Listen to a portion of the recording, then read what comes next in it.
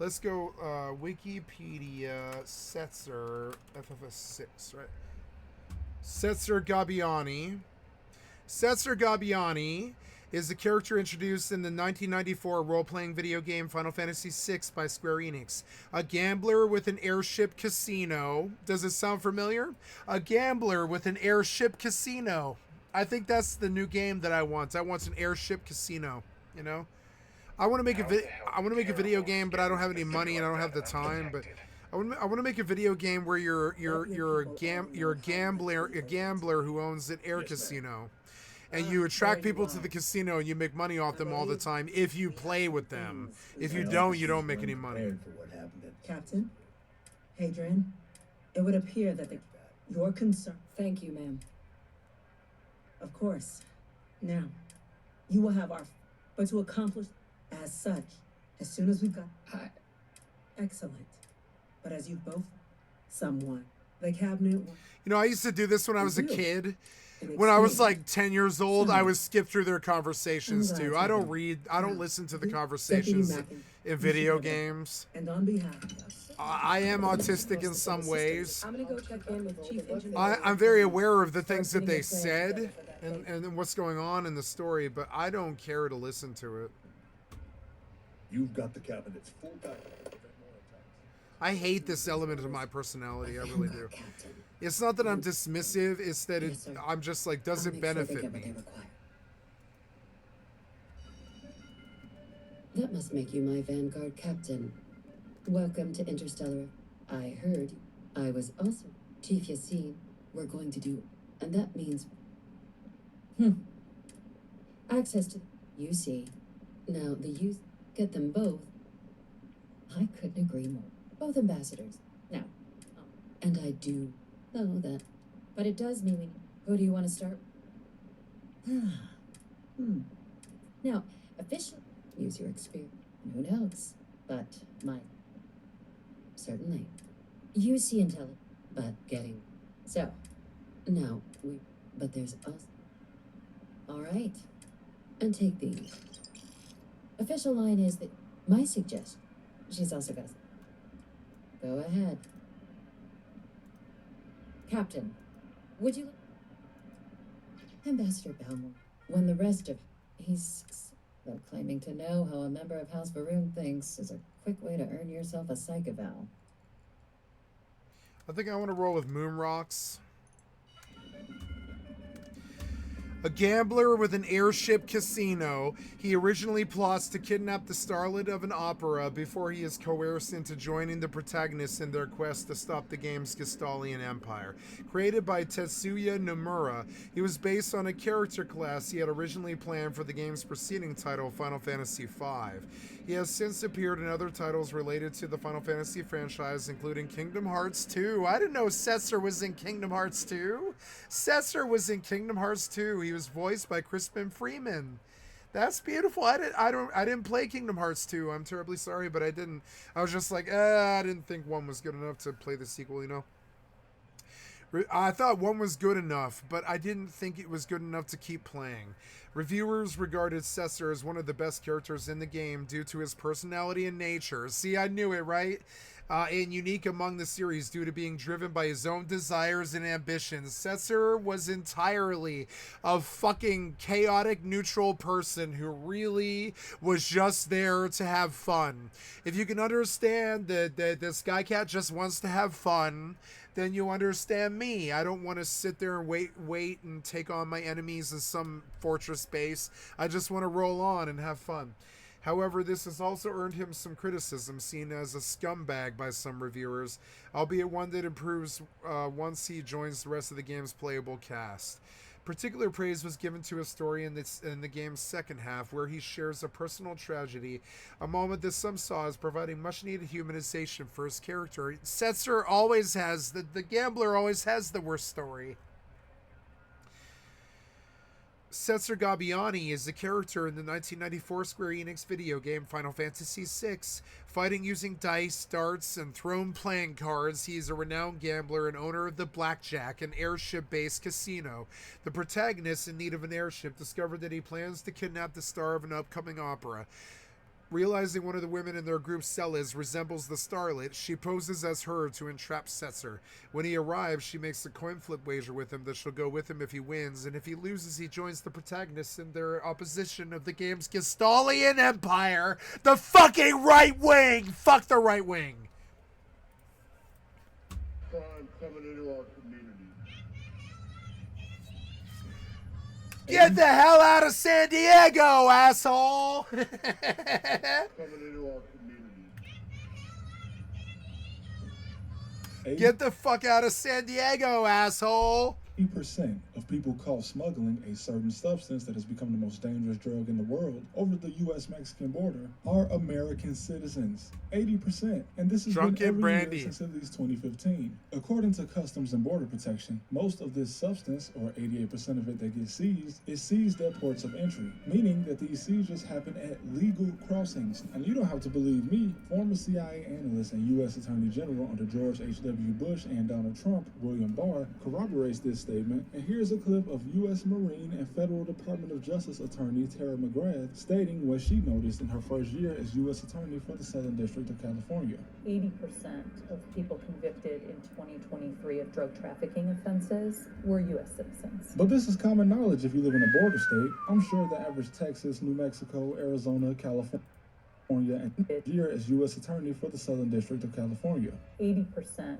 of people convicted in 2023 of drug trafficking offenses were U.S. citizens. But this is common knowledge if you live in a border state. Hey, I won $50K on Moon Rocks. Yeah. Resident watching this, I'm back up. Well, no shit. But it might not be so obvious to Dan from Sandusky, Ohio, or Mike from Appalachia. Now, obviously, the Mexican cartels are not run by idiots. Although their game plan to sell narcotics to Americans might be simple and straightforward, it should be pretty obvious that some of these groups, like the CJNG, having an estimated 45,000 members, take some serious coordination. And even though the DEA calls the cartels the fifth largest employer in Mexico, remember, the estimated 175,000 people in the country that work for a cartel make up less than 1% of Mexico's population of 130 million people. Us in America are most definitely responsible for all the money flowing through these organizations. The next time you see a narco fiesta or a party thrown by the cartel filled with Lamborghinis, just remember that it wouldn't exist if we didn't have a consumption problem in the US. And also college kids. Man, bro,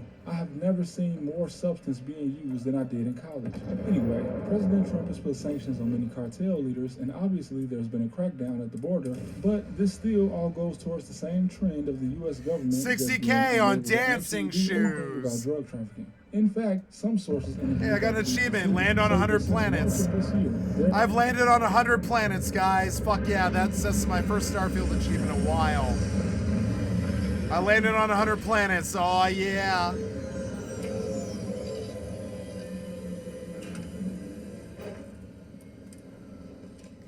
Okay, now I gotta set up all of the, damn, it's like nighttime. I want daytime. It's too dark in here. Yeah, look, like these lights aren't good enough.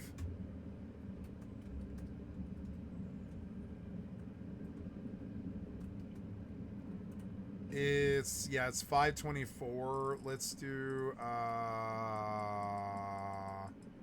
let's see, 12 hours would be 5:24 a.m. 6, 7, 8, 9:24 a.m. There's been so much of a certain substance. I'm up 182, 182. Has dropped from around $5 or $6 per pill to $1.50. So we all know that a lot of people in this country were pretty unhappy with how Joe handled immigration, except for Alex Stein. Protect big booty Latinas! But since most of us Americans, except for Alex Stein, Protect big booty Latinas! but since most of immigration, except for Alex Stein, Protect big booty Latinas! but since most of us So we all know that a lot of people in this country were pretty unhappy with how Joe handled immigration, except for Alex Stein.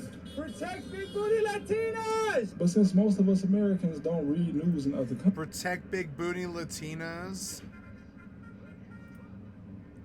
Lit his truck.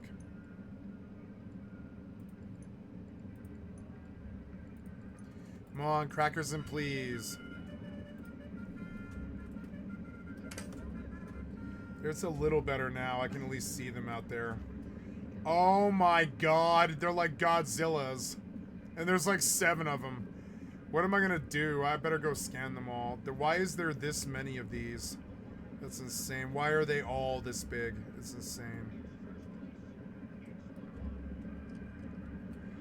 Well, I'm on a huge alien crazy world, I guess. So now we can't block the windows because they're like my viewports, but we can put computers all along the side.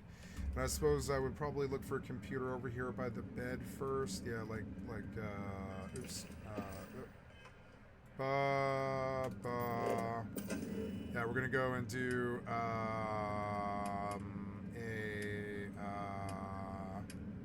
these things. Or that thing.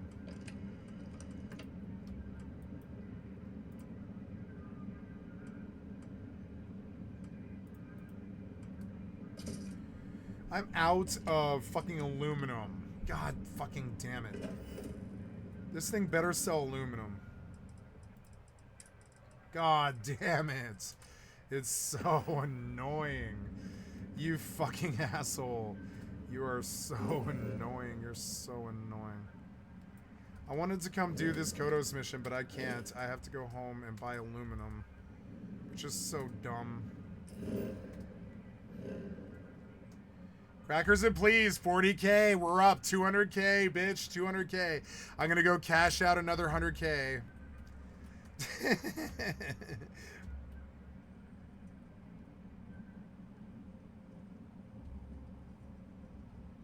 Man, I should get drunk and gamble more. I'm pretty fucking good at it. The more drunk I get, the more winning I do. It's fucking weird. Like, I just go for what my main instincts are, and I don't fucking second guess it, and I just win, you know? Okay, yeah, good to have me back too. Yeah, I agree.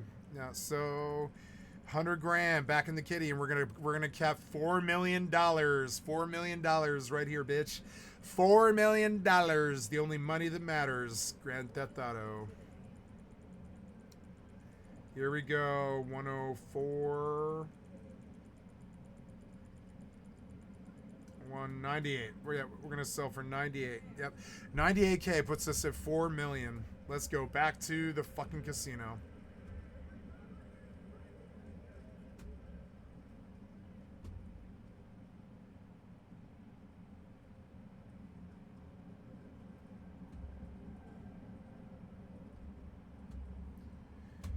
I guess I'll have another beer. I guess it's a pretty drunken Saturday, but I mean, I'm having a lot of fun, whatever. I don't mind being drunk or whatever. I don't care.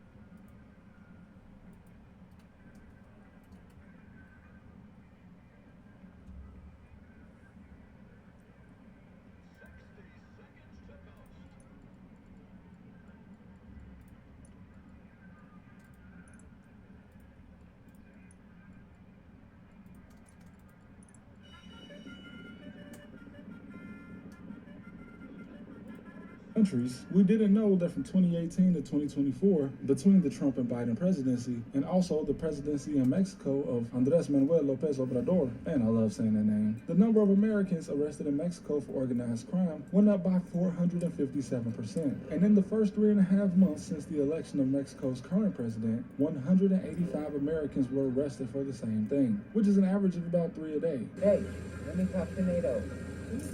Right now. Let me talk to NATO. What about NATO? How do you feel about NATO? I never met NATO. I never met NATO. I don't know nothing about it. I don't talk about you behind their back. Also, according to the Texas state government, between July 2021 and August 2024, more than 70% of the people arrested for human smuggling were American citizens, with some of them being from as far away as Michigan and New England. And it reminds me of when I was in college. I worked at a restaurant with an older redhead lady who seemed very innocent, and despite being a white lady from a small rural town, she was very fluent in Spanish. And I just thought, maybe unlike me, she just passed Spanish in high school. And I'm sure she did. But one day, she casually admitted to me that she was a coyote. Not that kind of coyote, this kind of coyote. In the Midwest, she would drive 10 plus hours to the border to do this. And man, this is one of the funniest clips I've ever seen. Just look at this man. He does not care at all. He just could not find a single care in his heart. Truly a cinematic masterpiece that should be shown to kids in geography to demonstrate just how easy it is to cross the American border. But just based on the numbers, majority of the people he helped cross are probably not involved in crime at all. And in fact, most of them probably paid an extortionate price to this coyote just to get here. And this is very common, especially in border states, even on college campuses. A few students on the Arizona Christian University football team were arrested on suspicion of human smuggling, and after their arrest, the quarterback of the football team said that it was an open secret on campus and that he quickly learned what kind of school it was when he was recruited for smuggling during his school tour. Like, imagine that. You go into college, you get on campus for the tour, you're excited, and then some guy walks up to you and says, "Hey, you want to go pick up Mexicans at the border and bring them back for $7.50 a pop?" This is an actual quote from the former quarterback. He said he laughed because he thought they were playing with him.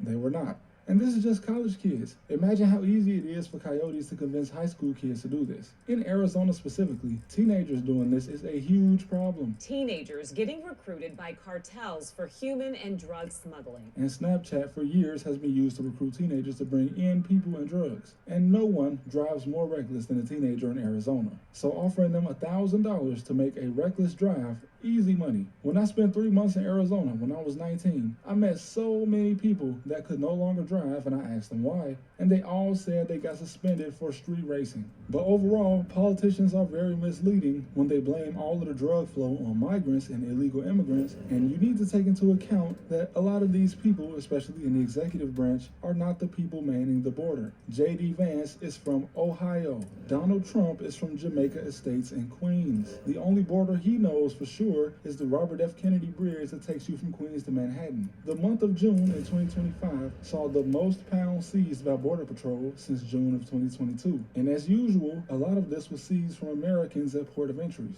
Do you know why the Chicago Crown Commission named El Chapo public enemy #1? And this is also a distinction that the city has only given to one other person, which was Al Capone 100 years ago.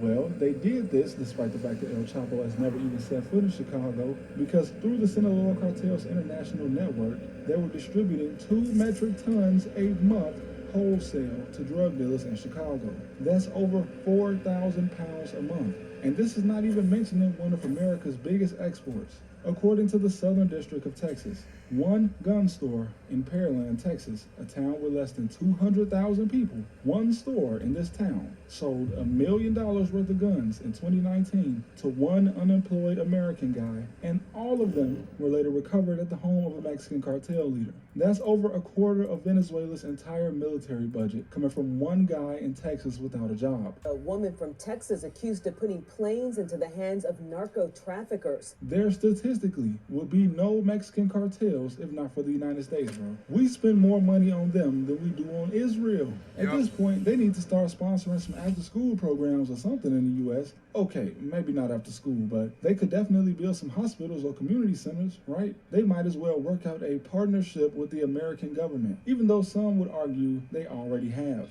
If you grew up in a border state, 30K, you probably know Blue somebody Dream. that made some money on the side from a cartel in one way or another. But with everything happening with the Gestapo, ICE, people tend to forget that we are also sort of a problem in Mexico. Aside from the Americans moving into Mexico City and driving up the rent so high that most Mexicans can't even afford to live there anymore, as well as allegations that some landlords are actively putting their Mexican tenants out to make room for wealthier Americans moving in. Just this year, in March, a man from Dallas was arrested in Juarez, the city quite literally across the street from El Paso, Texas, and they expelled him from Mexico after they received information from the U.S. that he was wanted in Texas on gun running charges. And authorities in Mexico say he was one of the largest providers of firearms in the entire state of Chihuahua, because of course he was. And we already have a problem with this happening just state to state, like a guy in the state with less regulation selling to another guy in a state with heavy regulation. Here's a list, just from 2022 to 2023, of firearms that were traced by U.S. authorities to Mexico from just 6 states. 1 year, This is 11,980 guns, and this list is most likely incomplete. Now, I don't think that the Americans that get caught up in all this have some type of undying loyalty to the cartel. It's just that the cartels are essentially huge corporations that can offer you a salary with bonuses, all tax-free. But like in most neighboring countries, the criminal elements in one country work together with the criminal elements in another country. But yeah, any of you guys that live in a border state, if you have some crazy story, or even any of you guys that live in Mexico, drop some crazy stories that you've heard from the border or that you've seen yourself in the comment section. Well, thank you guys for watching as always. I'll see you next time.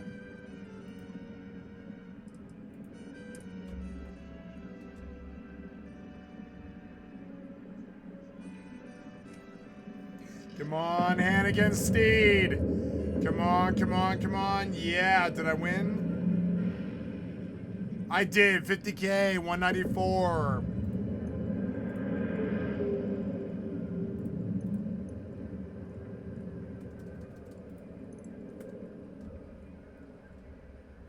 Cool.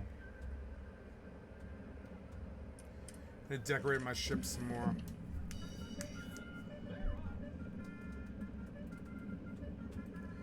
So now,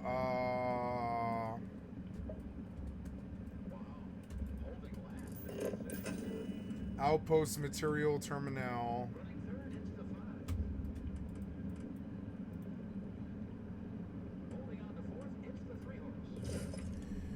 Briggs control terminal.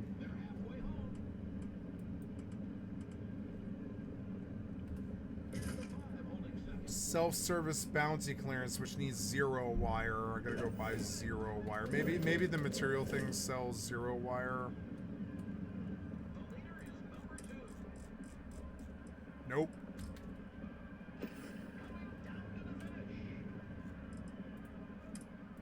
Digipix.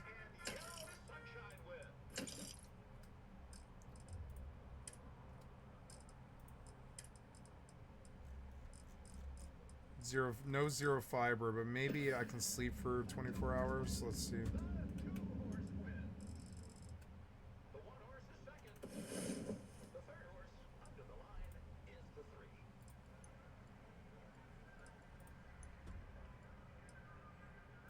I want to try Lover's Speed. 244K, not bad. I'm up, bitch. I'm really up. The more drunk I get, the more I fucking win. I'm gonna have another beer. What the fuck's that? What is it? What's with that, man?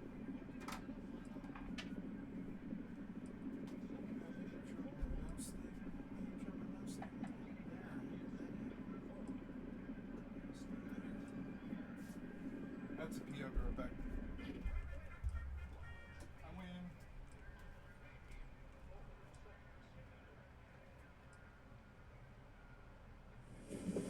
I feared the great serpent himself may have needed to avert his eyes at some of what went on last night.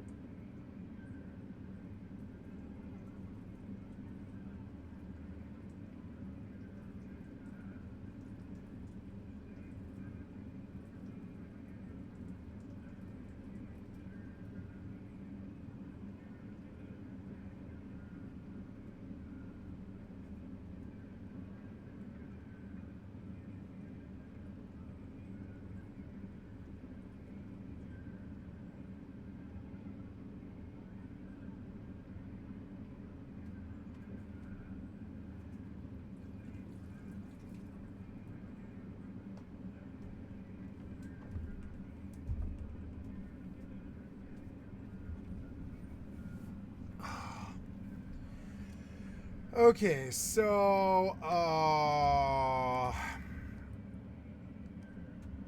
yeah, the cargo hold. So I wanted to see if aluminum or 0G thingy. Nope, none this round.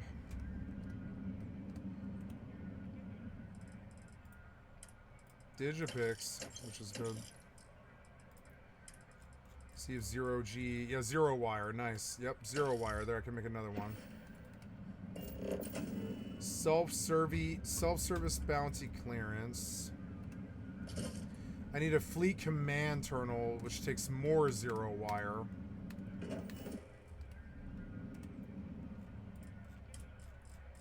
Neither one sells, so we'll sleep for 24 hours, because who cares? I don't know. I probably have Zero Wire somewhere here, but I mean, I don't really think so. I think I've used it all. So we'll just try the terminal again in 24 hours. Ah, Lover's Speed, 30K. I'm up, 264. I've got to go split. 120K back into the fucking kitty again. Oh, I love this casino. I really love this casino. When they remake Fallout New Vegas, I'm gonna fucking disappear into that for a while.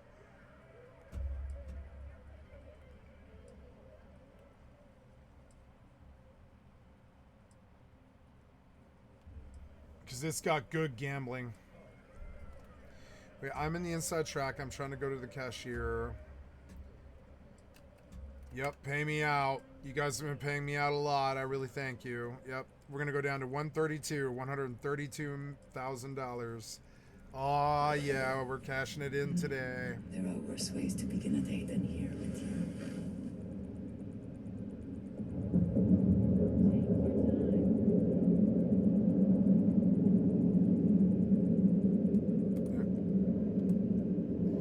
$134,908. Let's go back in.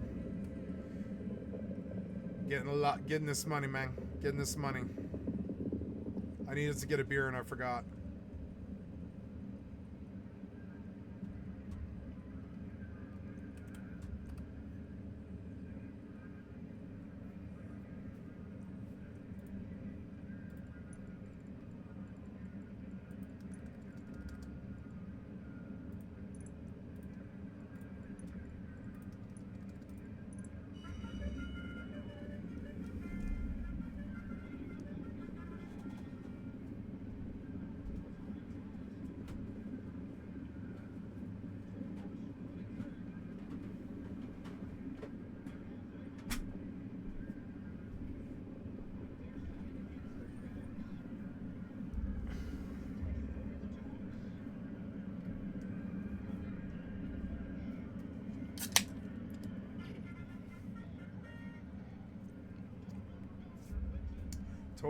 Total belter.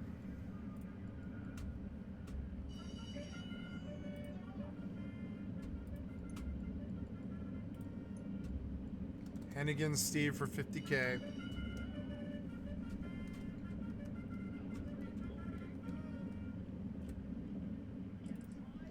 Digit picks.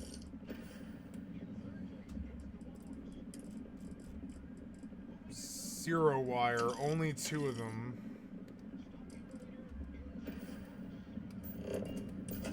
Fleet Command Terminal.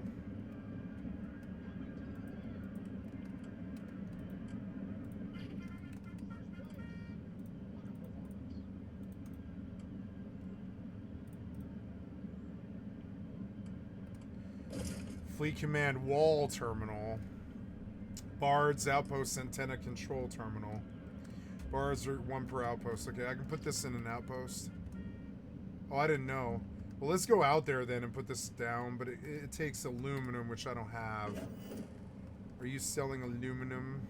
Look, I have all these cool, like, intergalactic terminals. This game got way better. I wish it was multiplayer. I would really enjoy this game if it was multiplayer.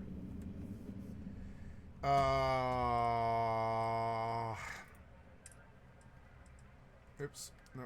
Okay. So I'm looking for, oh, look, he sells aid. Yeah, I'll take it all.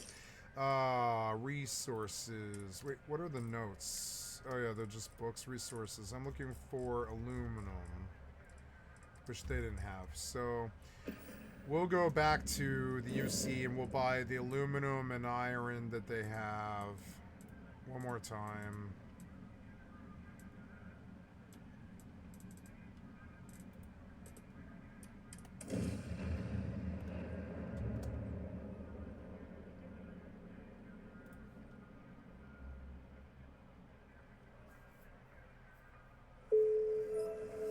Ooh, money. I didn't win. Blue Dream. Gotta remember.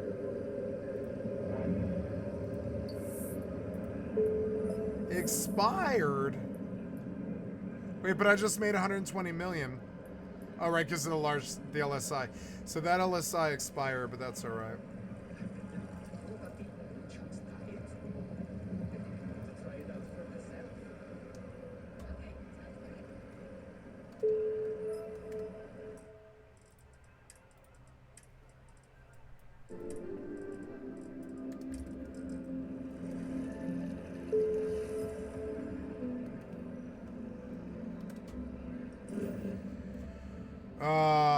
What am I doing here? I'm going to UC distribution.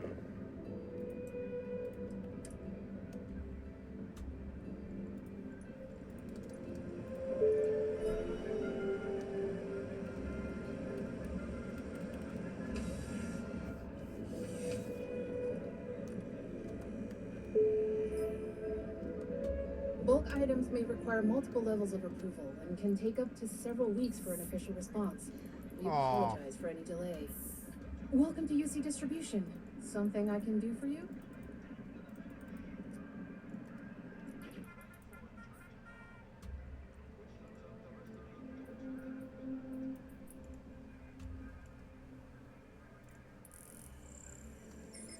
Turn to mood at 12 to 1. Son of a bitch. But I'm up, though. I think I'm up. Take dancing shoes.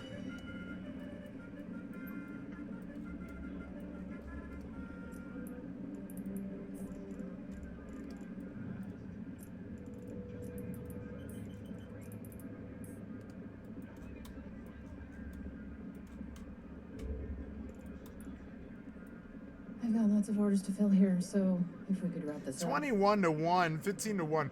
What? Come on, 21 to 1. Are you fucking serious? Country Stuck always wins for some reason.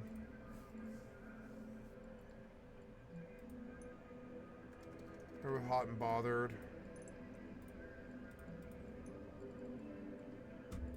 Take Mud... no, yeah, I'll take Mud Dragon. Oh.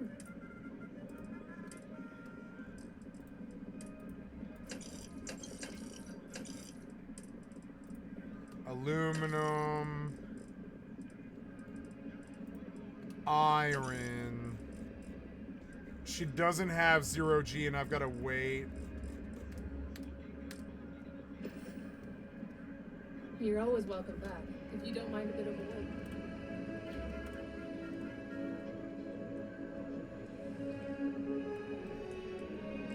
I'm gonna wait for the next day and see if she has other materials that come in.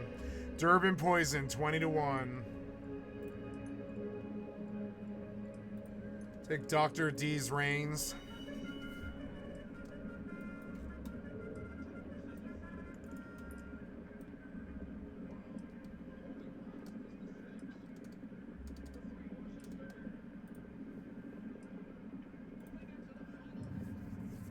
It's Saturday.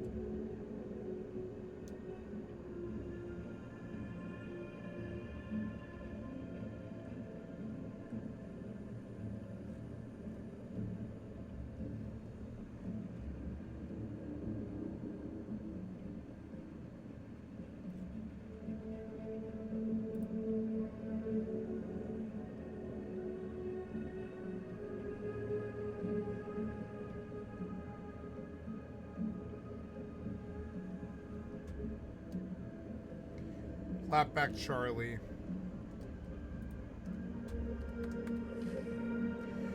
Let's leave the casino with this steak. 84 is good. I banked like 300K or something and I'm up to 4 mil.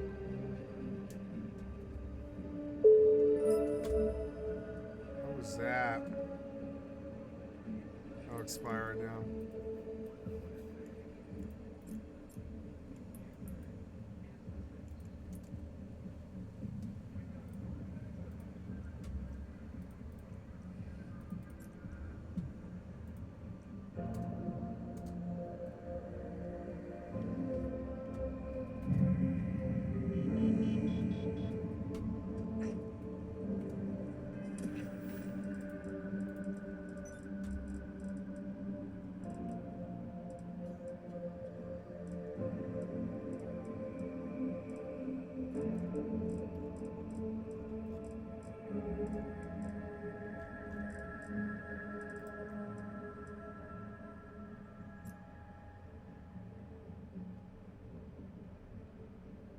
Oh no, I'm buying 0G stuff, right? I forgot. I'm pleased to report that our stocks are currently. Welcome to UC. Oh, well. Aluminum. Iron. 0 wire. She didn't have enough.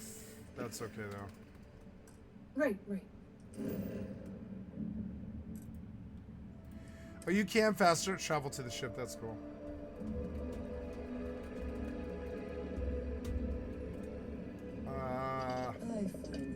Yeah, I should go get the stash now. Because I didn't go do that.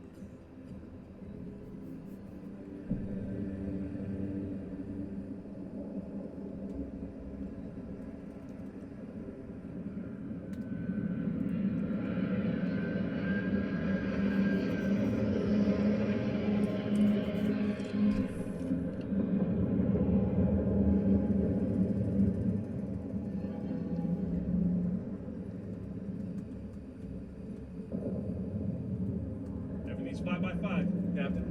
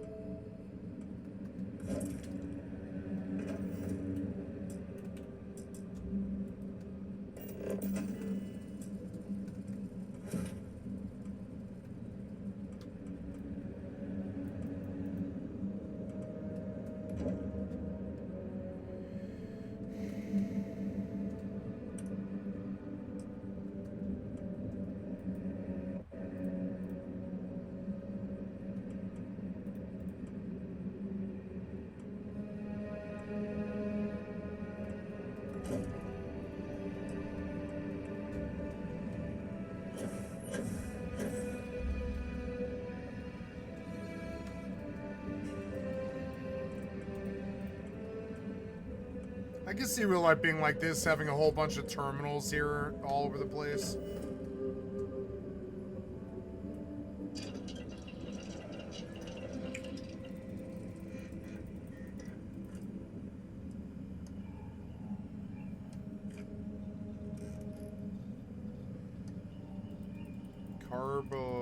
Carboxylic acids.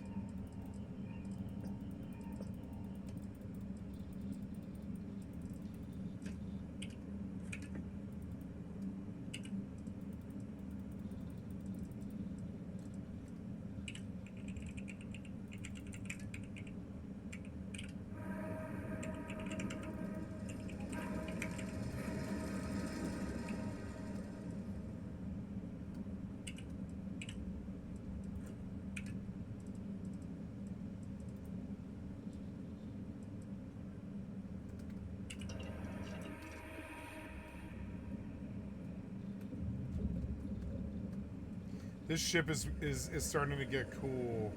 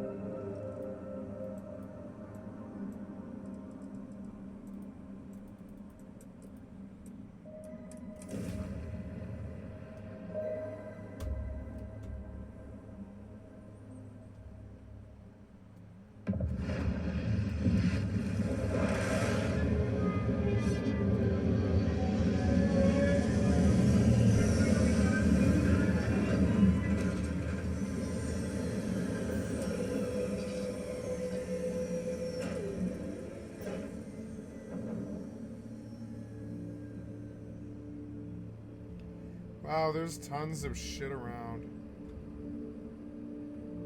POIs wherever I look. Every world with living things is a treasure.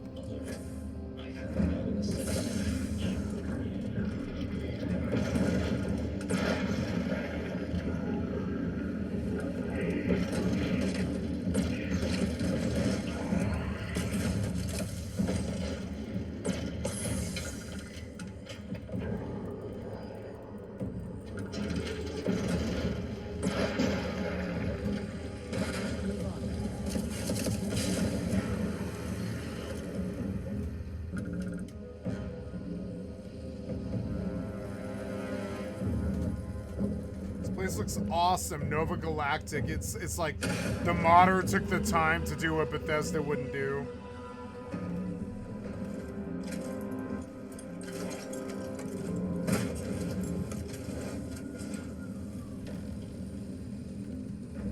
I like that auto loot. It's so good.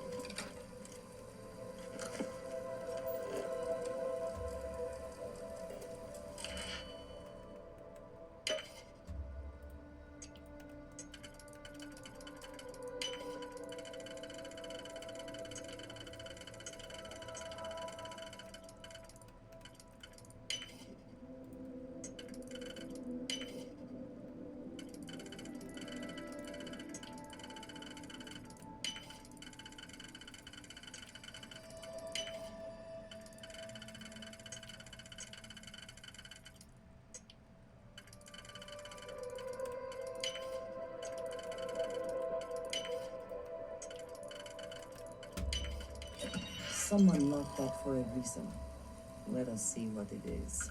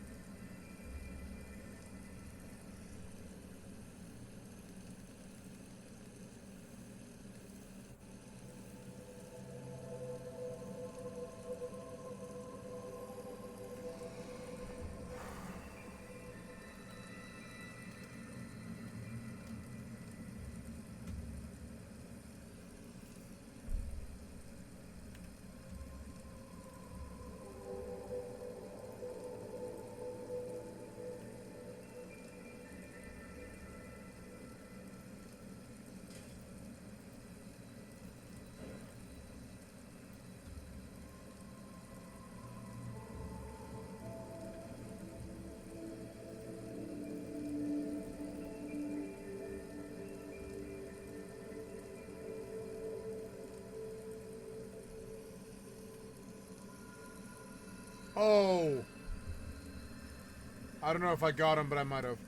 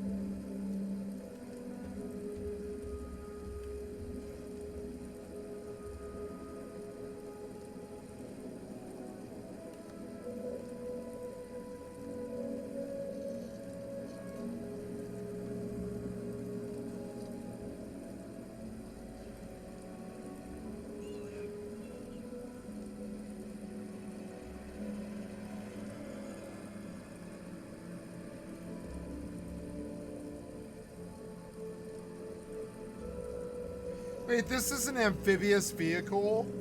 I didn't know that. This truck is an amphibious vehicle?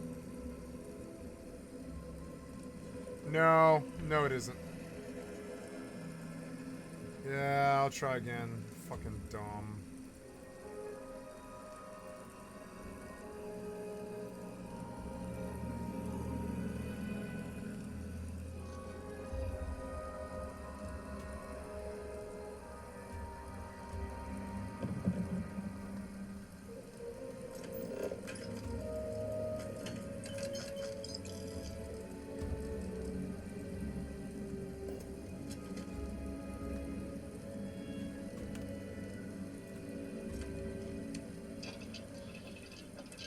Will you be making something for me as well?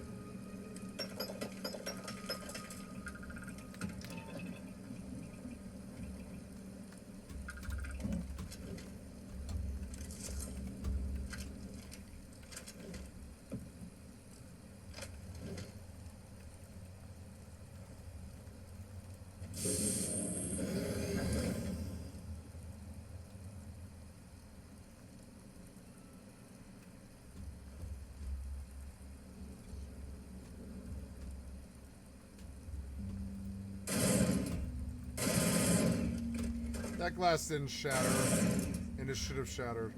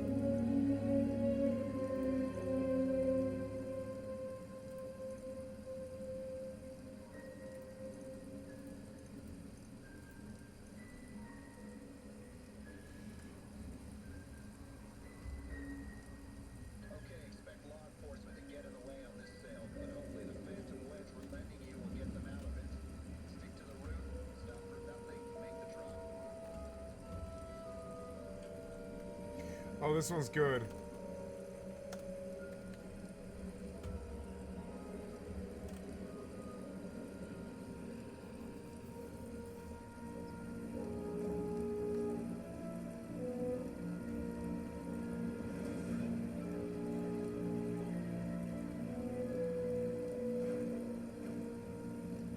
Wow, you can really see.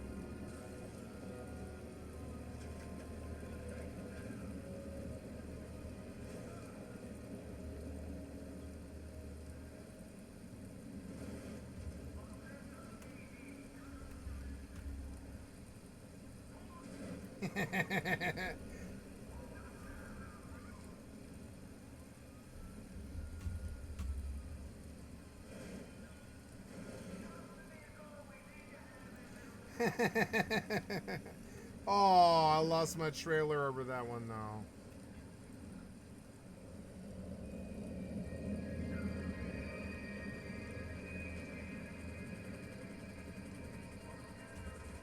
Select the trailer. Oh, two or more. Okay.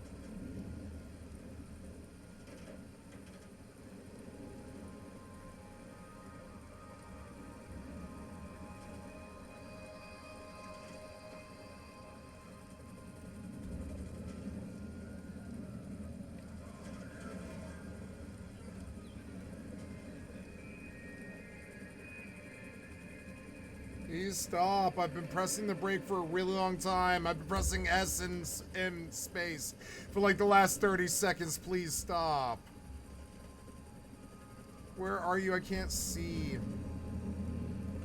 Where are you?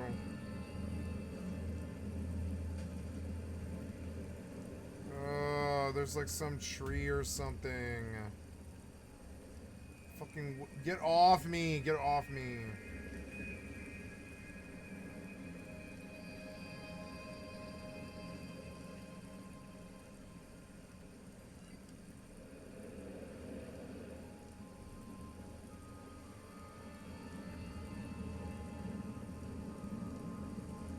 Fuck. Fucking trees. You suck me into me. Yeah, every game I play, you suck me into the trees. It's so annoying.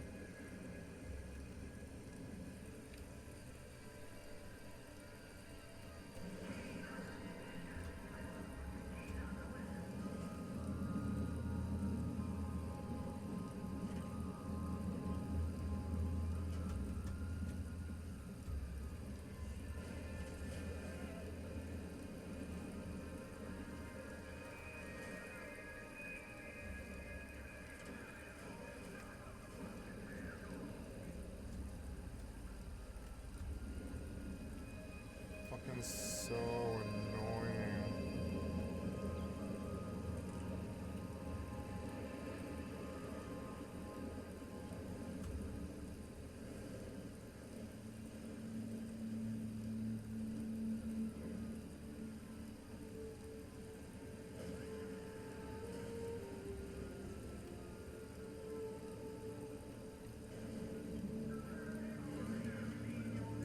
was this? I didn't hit anything. I didn't hit anything at all. You just flipped me.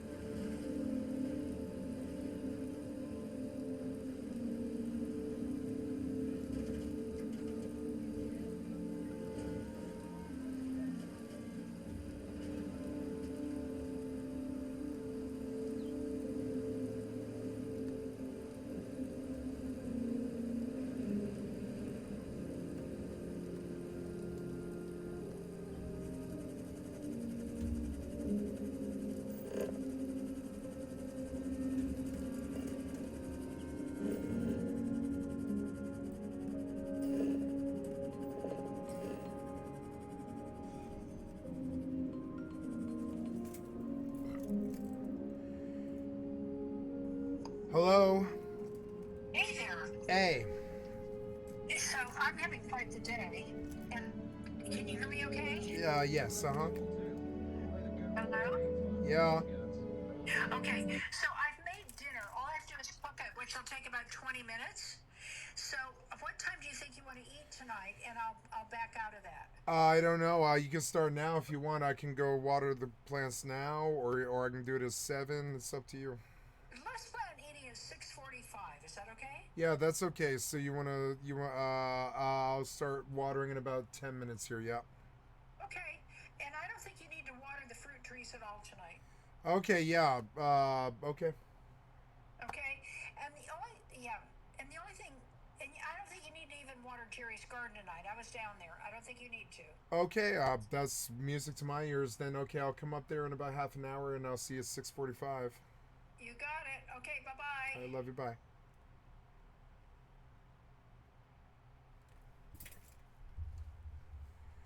Okay, I'm gonna unmute.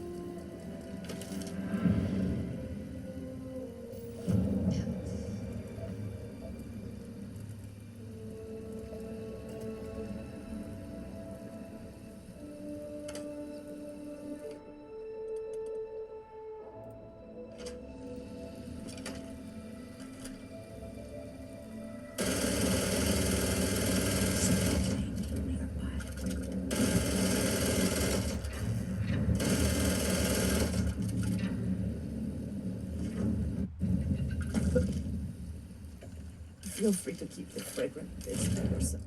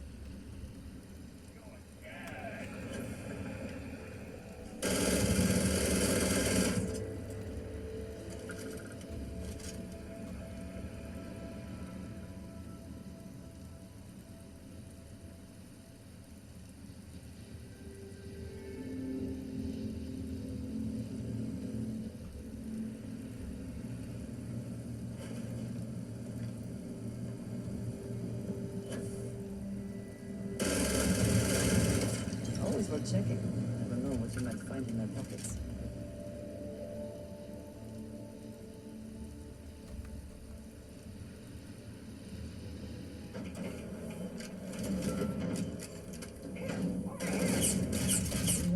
Try not to be responsible for any industrial-sized accidents.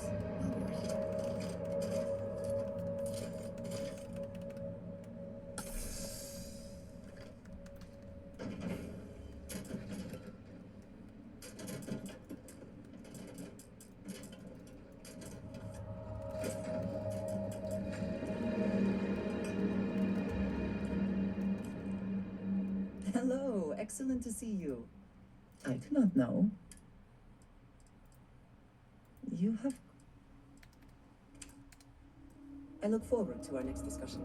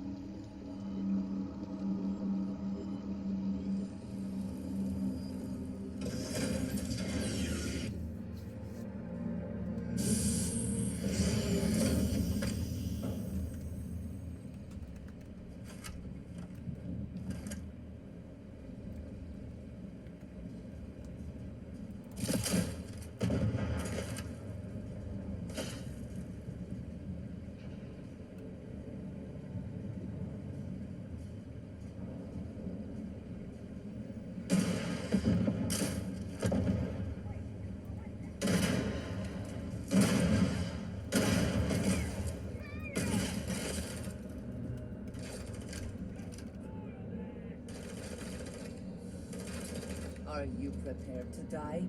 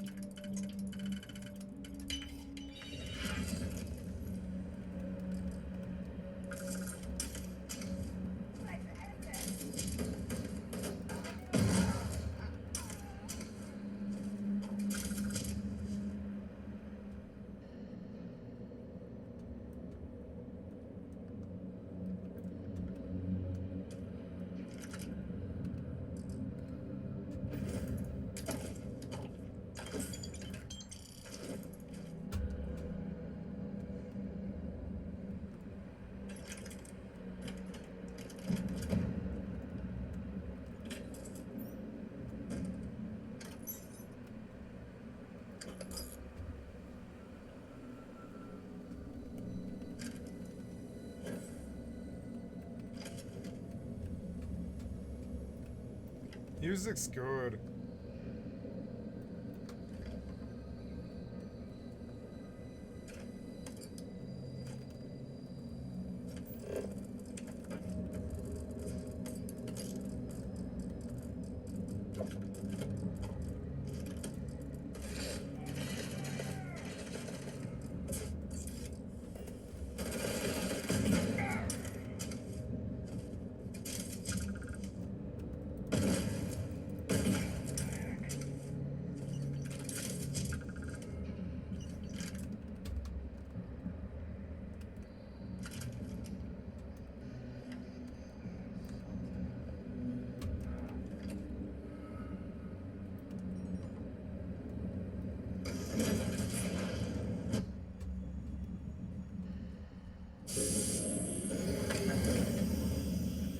Facilities like this often prioritize profit over safety for the workers.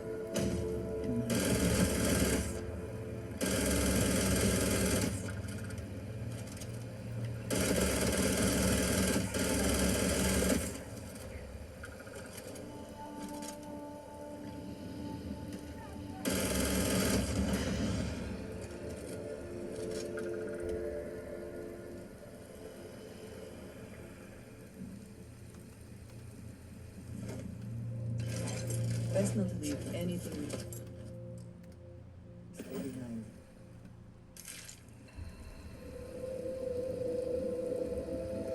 I even got that dinosaur corpse out there, which is awesome. It loots everything around, which I really wish every other game would do. Modders are on top of it. There's so many problems with the way devs make games.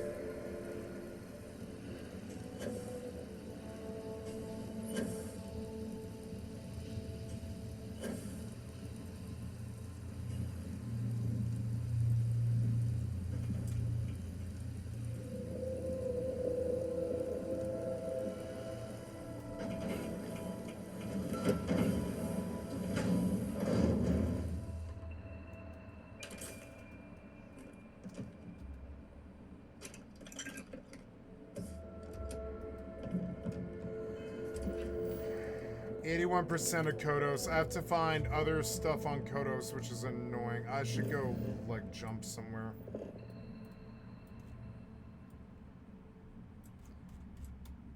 I don't know, I made it all the way to that thing, and there's a ship over there. Let's go to that ship that's west of Hidden Cove, and I'll try and scan things on the way.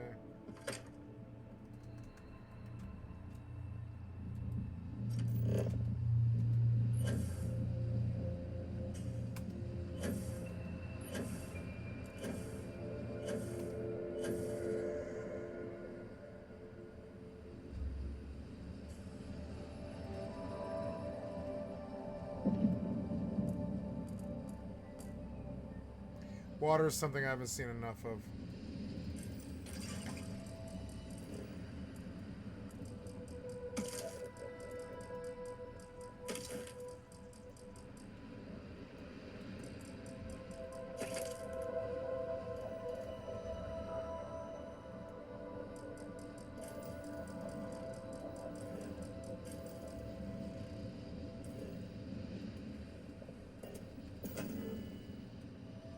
The hell is that?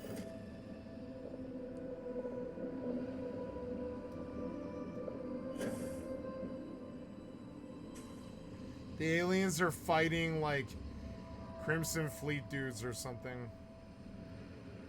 They're all really angry.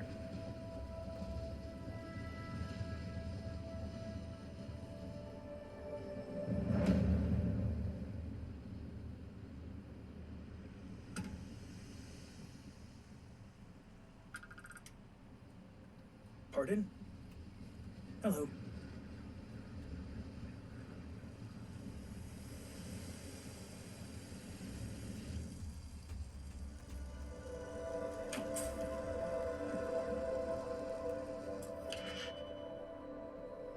Wait, this ship stored can be hacked?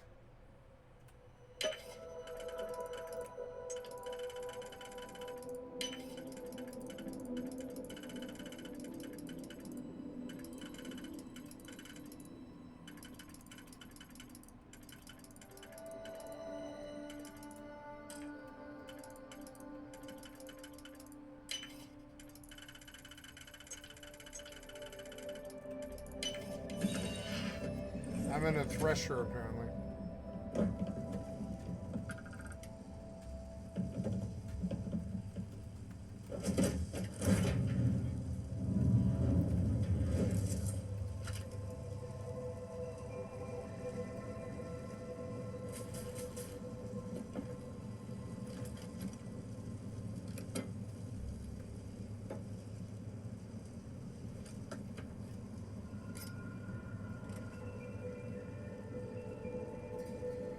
Oh, your chairs, Bethesda. You gotta stop doing this, you fucking idiots.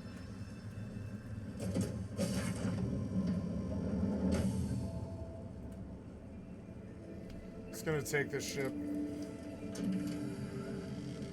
I don't know.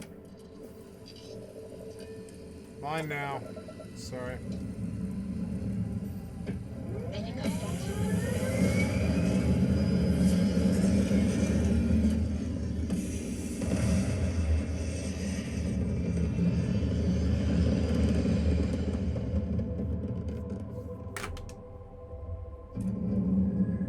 We have disabled the enemy's engines.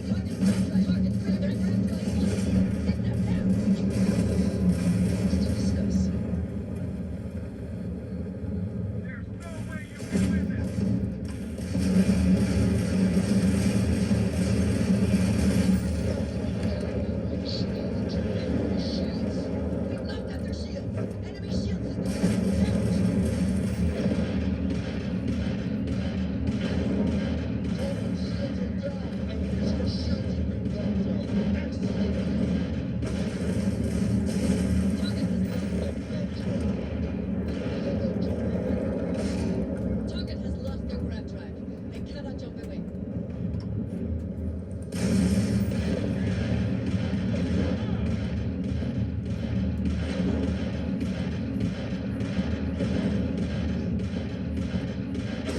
We have disabled their shields. We have disabled their shields.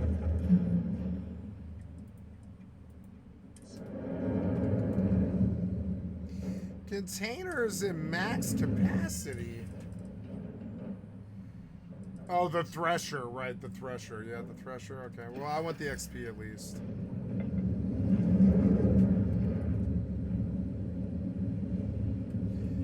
I was gonna leave now. I got the XP I can get here, and then, so let's bomb out. I need to stop and go water the gardens and eat dinner. So I'm going to stop now, guys. I'm terribly sorry, but, or I guess I'll go to this spaceship debris now.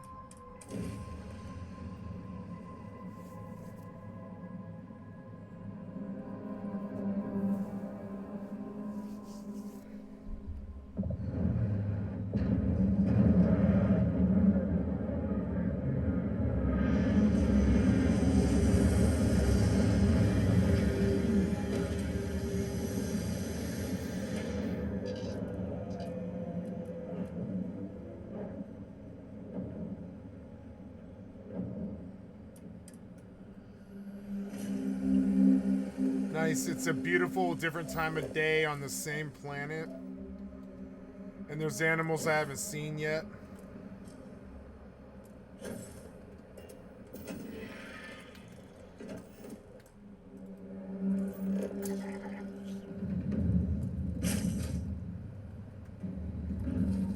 Oh, what?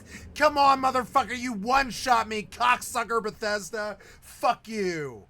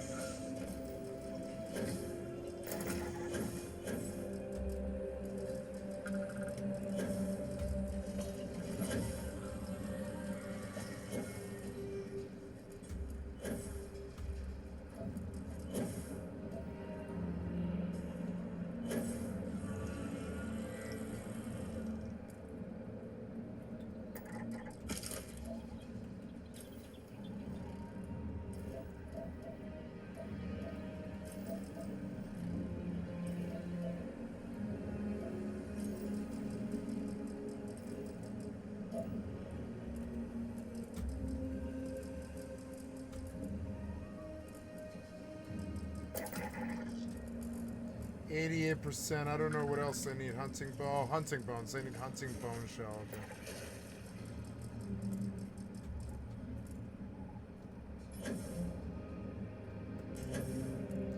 Beetle, geophage, and hunting bone shell, and I'm done, I think. Nice. 91%.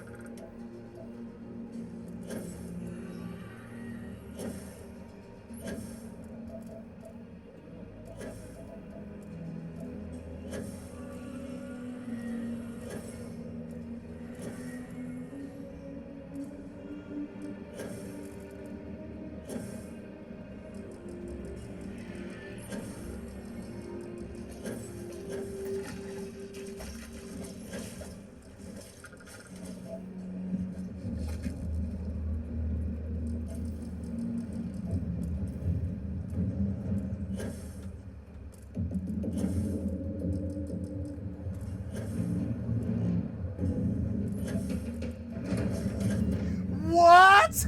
No, you one-shot me and I lost 5 minutes, you cocksucker developer. Take my dick, shove it down your fucking throat, you piece of shit.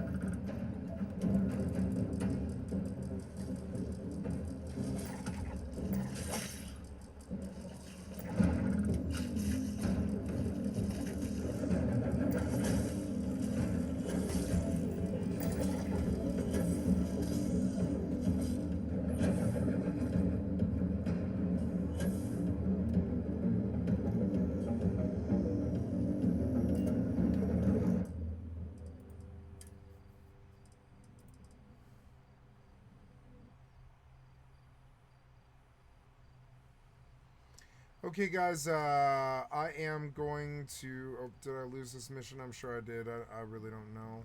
I had you bring me out here for... Oh, yeah, I sold... Oh, yeah. Did I get the money? I did. I got 4.3 mil. And I got a lot of money, yeah. So take me back home again. Or not back home. Work me back to the bunker. Okay, guys, I'm going to eat dinner with my mother and water the garden. I will be back. I'll be back, and I'll be back in like an hour and a half, something. Thank you so much. You guys have a wonderful day.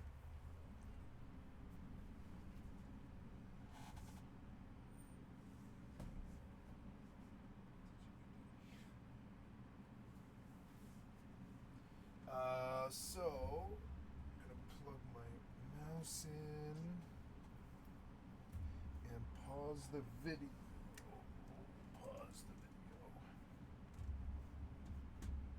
Right now, kitty, you're live. You're live, kitty. You're live, kitty. Shine like a star, kitty.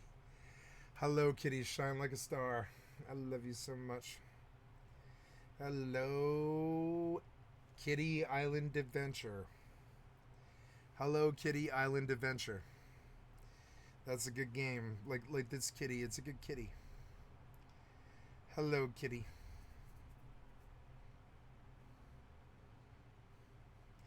Hello, Kitty Island Adventure. So... let's go watch some YouTube. Yay! I will log into Starfield, but the kitty... I'm sorry. There you go, kitty. You okay? Had to go get something. I'm not going anywhere. I just had to stand up. I'm sorry, kitty.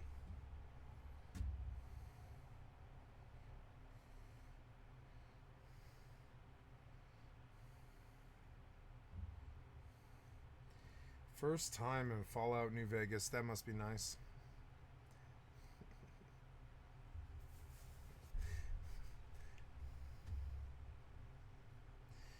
I don't know. Maybe I shouldn't do any more news. I don't know.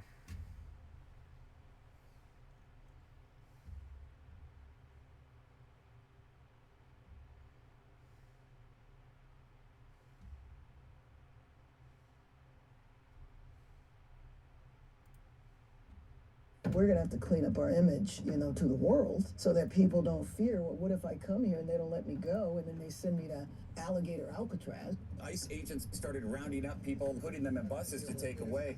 You have people being snatched up, being chased through Home Depot. You have car washes raided. This week, our exclusive interview with LA Mayor Karen Bass about immigration, homelessness, and the criticisms of her handling of the LA wildfires. Give me your 2 biggest regrets for the fires. I probably have like 10. Now, last week we discussed the devastation and response failures during these fires with Mayor Bass's chief political opponent, developer Rick Caruso. Karen Bass, God bless her, has never run anything. And we knew in taking this job, it was going to result in failure. But before we get to Mayor Bass's response to these criticisms, we wanted to learn more about actually what happened on the ground by talking to one of the people who was helping fight these fires, Community Brigade co-founder Keegan Gibbs. Every day I drive along the PCH, if you turn left, it's gone. If you turn left, it's gone. Hell's gone. Yeah. You turn have left, that it's footage gone. of flying into LA, and it's just on fire. This seemed to be what happened. And we weren't prepared, and everyone's pointing fingers, and everyone started fighting. One of the things we like to do is just, people know more than us, so let's ask them questions. Shane Smith asked questions. You know, I was angry because my house nearly burned down. Now my neighbor's house is burned down, and we can't drive down the highway anymore because all my friends' houses burned down. Yeah. So I wanted to talk to someone who knew something about it, and guess what? You are the guy. Yeah.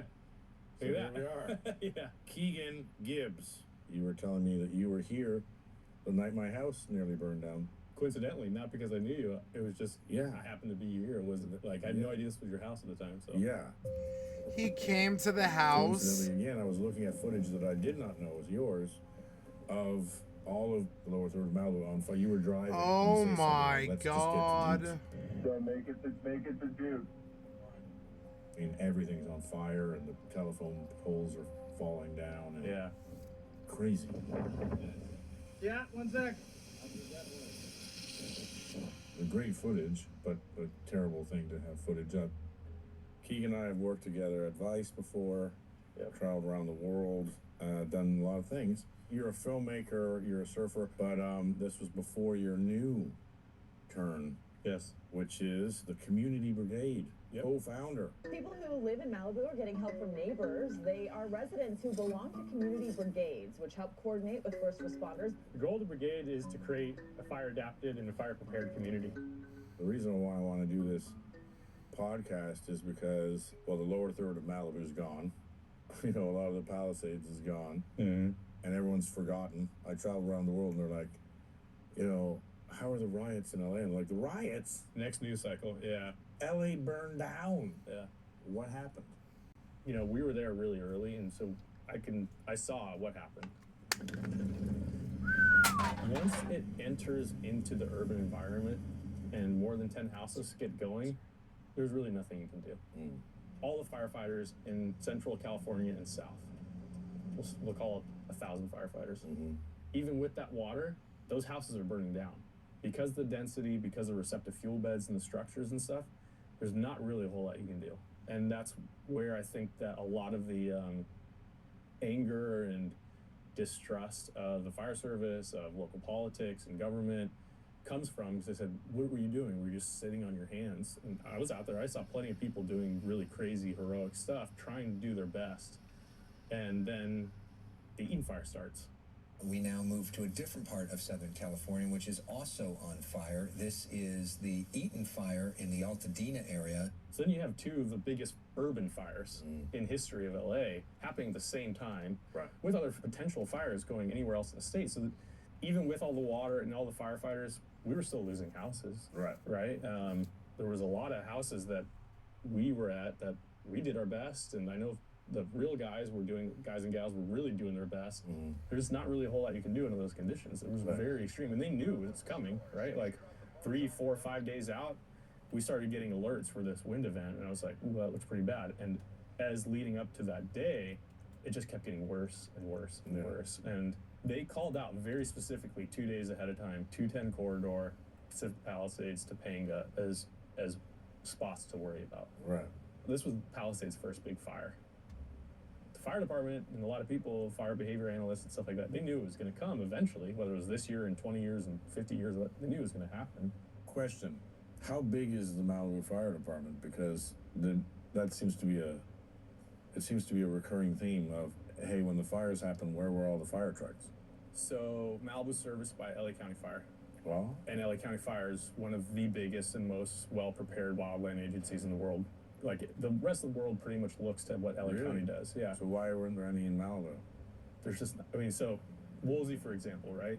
250,000 people were evacuated. 250,000. It was one of the largest evacuations in history. Wow. 1,600 structures burned down. There were 2,000 911 calls in the first 36 hours, and there was 200 fire engines. So you have 200 fire engines that are responding to 250,000 people evacuating with 2,000 911 calls of people that are calling, hey, I'm trapped at my house. Just heartbreaking visuals that have developed since the Pacific Palisades fire broke out. How is that scalable? And even with the community brigade, like, even if we had 500 people, ultimately it's not going to change the outcome of a fire. Because like what happened on PCH, and there was a lot of firefighters down on PCH. We drove there a lot during the fire, especially that first night. That was just dominoes. When the houses are right next to each other, there's no, you can have all the ocean water. You're not going to be able to prevent the next house from burning, the next house from burning. Well, that's the other question I get. Yeah. Is Malibu's on the ocean? Right. Yeah. Why don't they use the ocean water? Right. Why don't they use the ocean water? Well, I mean, there's a lot of debate around or talk about water and water availability. All the houses on PCH, there was water on PCH the whole time. They never ran out of water, or never ran out of even pressure of water down PCH. And there was a lot of firefighters down there, but it didn't matter. You need, 5 to 10 trucks per house to save it from going to the next house. But when the houses are this far away from each other, there's nothing you can do. So. Well, there was a lot of finger pointing, and speaking of Kara Bass, and I'm interviewing her for this, but pointing at her, and then her pointing at the fire service, and then the Palisades Reservoir, the decommissioning of fire trucks and fire service men and women, shipping off equipment to Ukraine. It's a Hollywood story. It's a big can of worms to open. We have a tendency to build up against the wildland, right? Call it the wildland, the brush. That vegetation burns, and typically when it burns on its turns, it gets pretty nasty. That vegetation that led up to the Palisades and to Topanga, et cetera, that hadn't burned in like 50 years. That's a lot of vegetation. Whether you're going to burn it, you're going to massacre it, you're going to send goats through it, it needs to be treated at some point. If structures were hardened, especially at that first interface of where the fire met the community, the fire would have stopped. The community itself would have been the fire break. And so we always talk about these fires as, oh, this was a wildfire, and this was a lack of, bad management or bad politics or whatever. It's a product of the environment. It's a product of how we're building in the environment and how we live in the environment, including the structures that we're living in. I guess that's the big thing is most people, when they talk about a fire, are like, okay, there's a house, let's say in downtown Philadelphia or New York City or whatever, and, they have a 5-alarm fire or whatever, and everybody goes out, 5 alarms go off, and it's just, lots of firemen putting out one fire. Yeah. Whereas here, it just is huge sections of the city are on fire. Yeah. And quite densely, populated. Yeah. So that becomes a problem. Now, you brought up a point, which is, look, we know if there's going to be fires. We can mediate that. We can decrease vegetation, we can harden the house, we can do all these things. I think, okay, the whole thing about, look, Malibu's going to burn, or, you know, we knew it was going to be Palisades. I think when you go to the failed city thing, the reason why that comes up is, okay, we pay the politicians, we vote you in, we do all this stuff. People are like, hold on a second, we pay you guys and elect you guys, and you guys are supposed to figure out, okay, great, like, in Israel, they do an Iron Dome. Like, they know that they're going to be bombed, and they get Patriot missiles, whatever. Where are Patriot missiles? Yeah. You know what I mean? Right. And rather than say, well, Shane, you can get your own Patriot missiles. You should just get your own Patriot missiles and shoot down your own things. You know, people are like, hold on a second. You know, No, look, I get it. I totally get it. This is the first time I've seen a fire chief of a major fire department stand up during a public meeting. I think it was for the Palisades fire. Yeah. 4 or 5 days into the fire, and stood up. Somebody said, hey, how do we prevent this from happening again? Fire chief could have said, we'll increase your taxes, we'll get a new helicopter, we'll get some more retardant, we'll get some more fire trucks, we'll prevent it from happening again, because that's what's happened for 30, 40 years, right? Instead, he got up there and said, you know what? We can't. Mm-hmm. Hi, it's Shane Smith. Now, before we get back to it, I wanted to let you know about my new Substack. I'm shanesmith.substack.com. Now, I'm going to be posting a lot of new content there, from extended versions of this show to behind-the-scenes stories from my adventures all over the world with Vice. Now, the best part, it's free if you sign up now. So go to shanesmith.substack.com and enter your email. That's it, shanesmith.substack.com. Or click the link below, and now on with the show, which rhymes with Bazango. The larger issue about how it's like a fait accompli, where it's a given that San Francisco is this sort of failed city, right? Because they can't protect themselves. You know, this is what liberal policies lead to, et cetera, and it's just used as an exemplification of how failed cities will just burn. Yeah. So you've sort of gotten caught up in this political rhetoric. Yeah. Now you're on the front lines, you know, putting your own life at risk with your buddies, putting their lives at risk. You know, are you cognizant of the sort of, you know, what's happening in the news or on social media as this is going? Because it went on for quite some time. Yeah, I mean, after the fire, for sure. Yeah. And what are your thoughts on that? Well, I mean, Malibu's been burning down for 100 years. Right. Before there was politics, before there was, you know, modern firefighting, even at the same rate. It's not like Malibu started burning down at this rate just because of modern politics. Right. Right. And what's crazy is that we do have the best fire service in the world, and it's only gotten better, but it just can't meet the demand of what the conditions are. Los Angeles Mayor Karen Bass is facing mounting criticism over her response to the deadly wildfires gripping Southern California. More than 140,000 people have signed a change.org petition demanding that Bass resign. When the fires are out, we will do a deep dive. Now, facing increasing scrutiny over issues like the fires, homelessness, and now immigration, we spoke to LA Mayor Karen Bass about how she plans to solve many of these problems.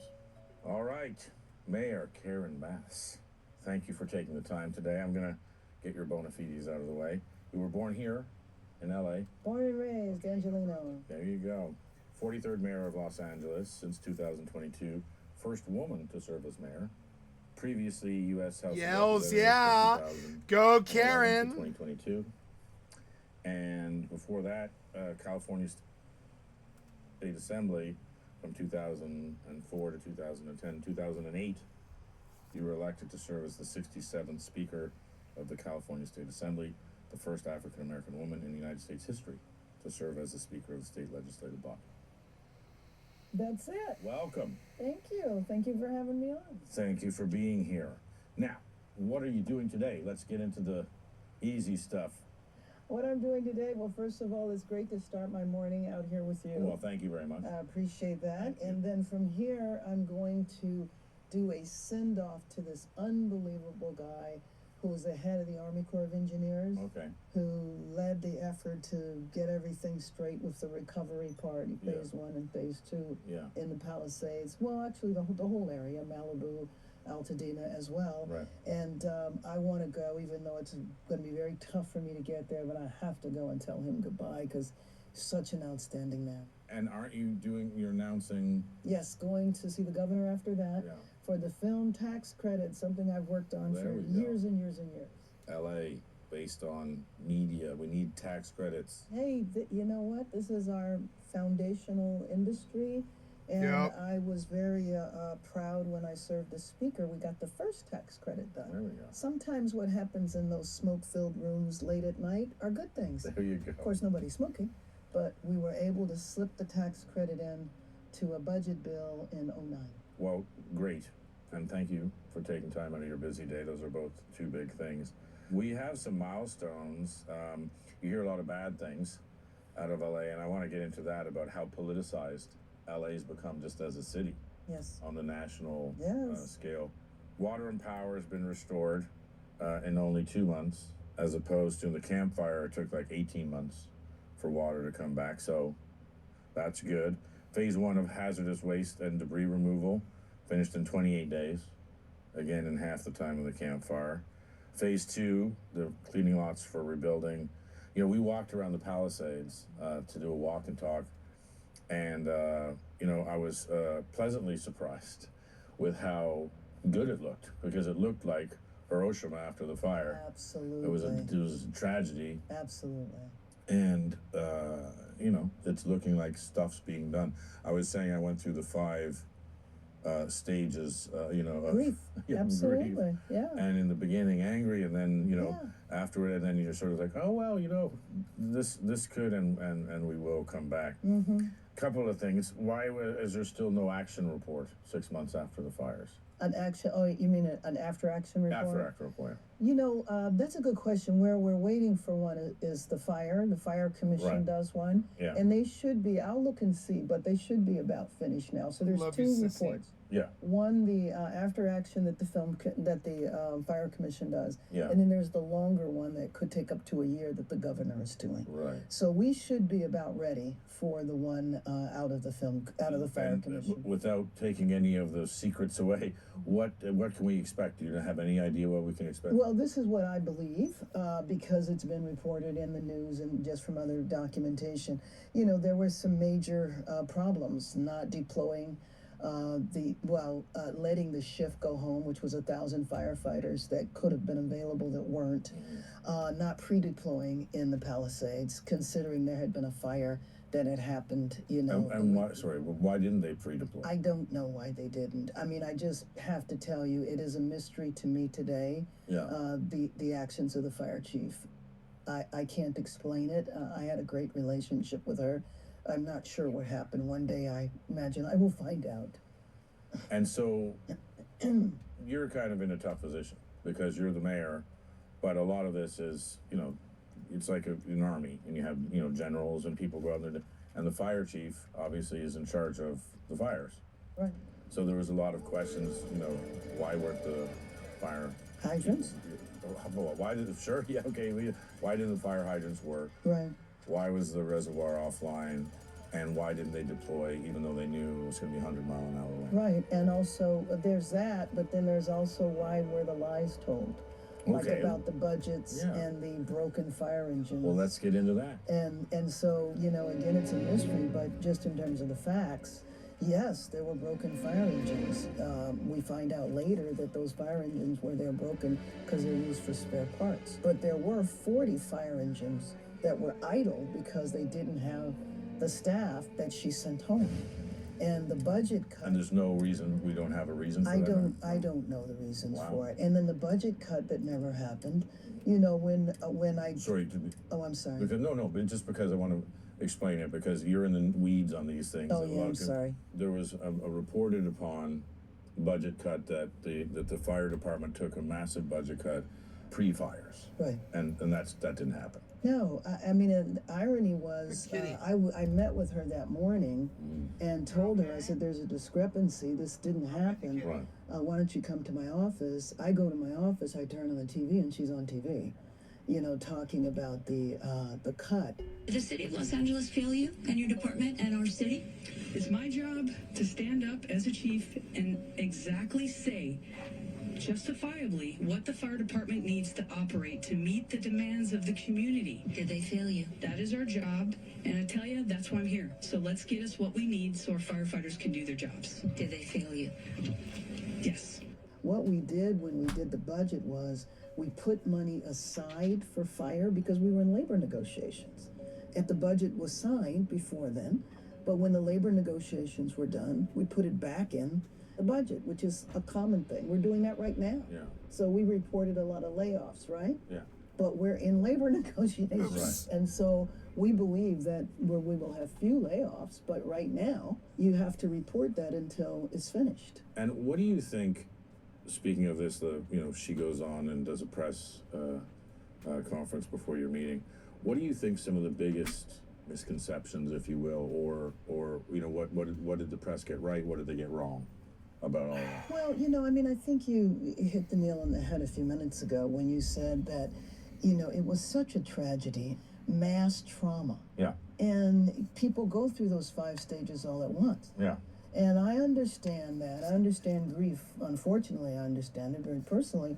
But anger is a significant part of that. And so even though it was tough for me personally, in a way I didn't take it personal because I understood that people had to have, a focus. And then while I was, coming home, there was, 12 full hours on the LA mayor. to paint a narrative. And so Mayor Karen Bass is in some political hot water. It's her jurisdiction. That trip she made to Africa, to Ghana, It's her jurisdiction, but what can she do to stop a fire?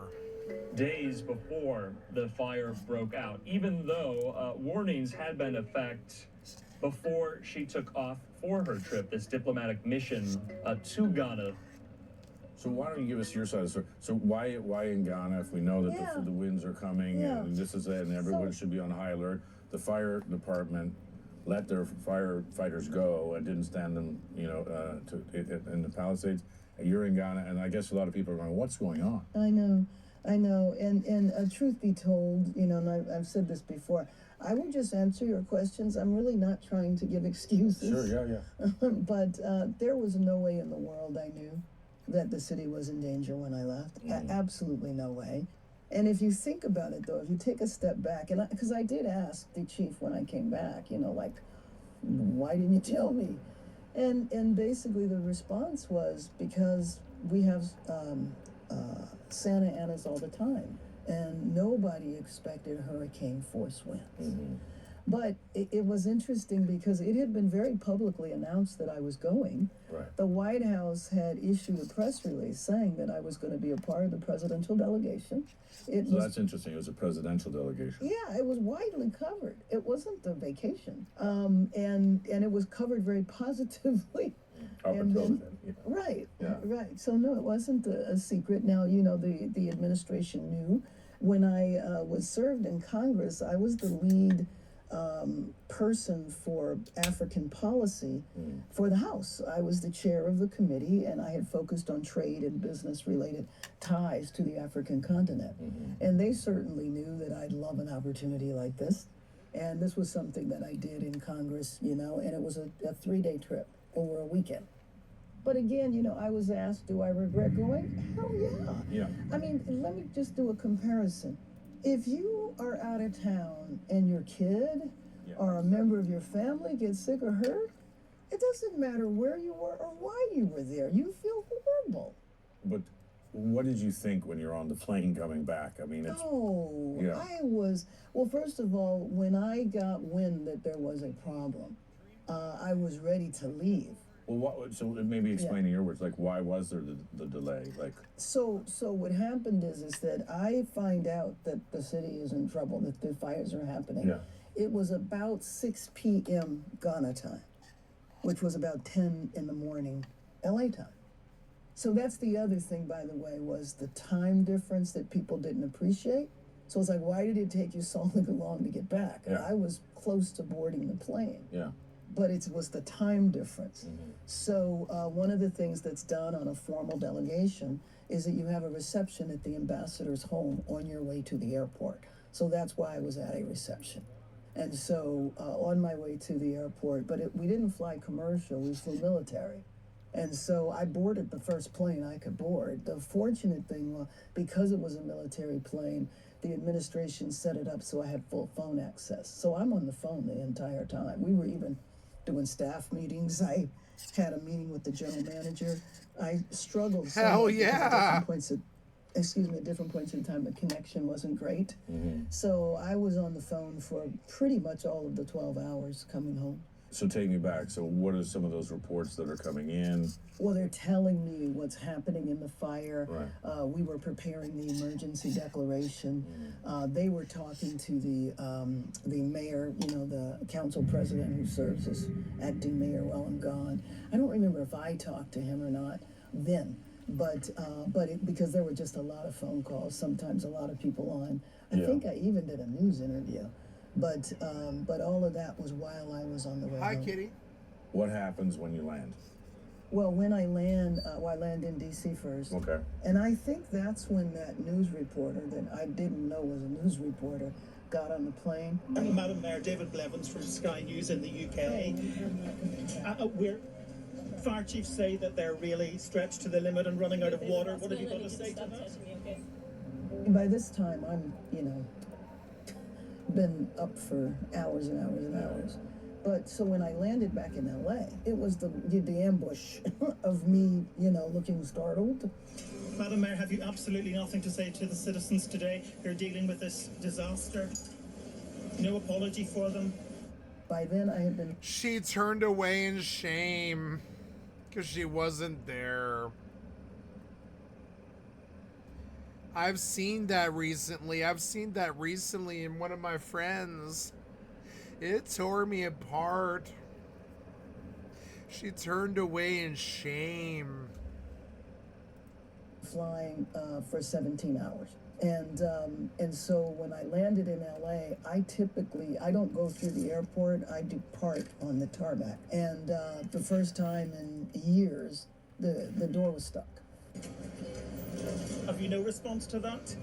Do you owe citizens an apology for being absent while their homes were burning? And so the guy just pounced on me, and I didn't know and he was who in the or what it plane. was. I guess, yeah, which I didn't know. He, why were you here? And don't you need to apologize? And don't you feel? And I'm like, what's going on here? So that was that, horrible shot of me looking, shocked. The minute you land, you're in it. Oh yeah, even before I get off the plane, Right. and I'm sitting there at a door that's stuck. Right.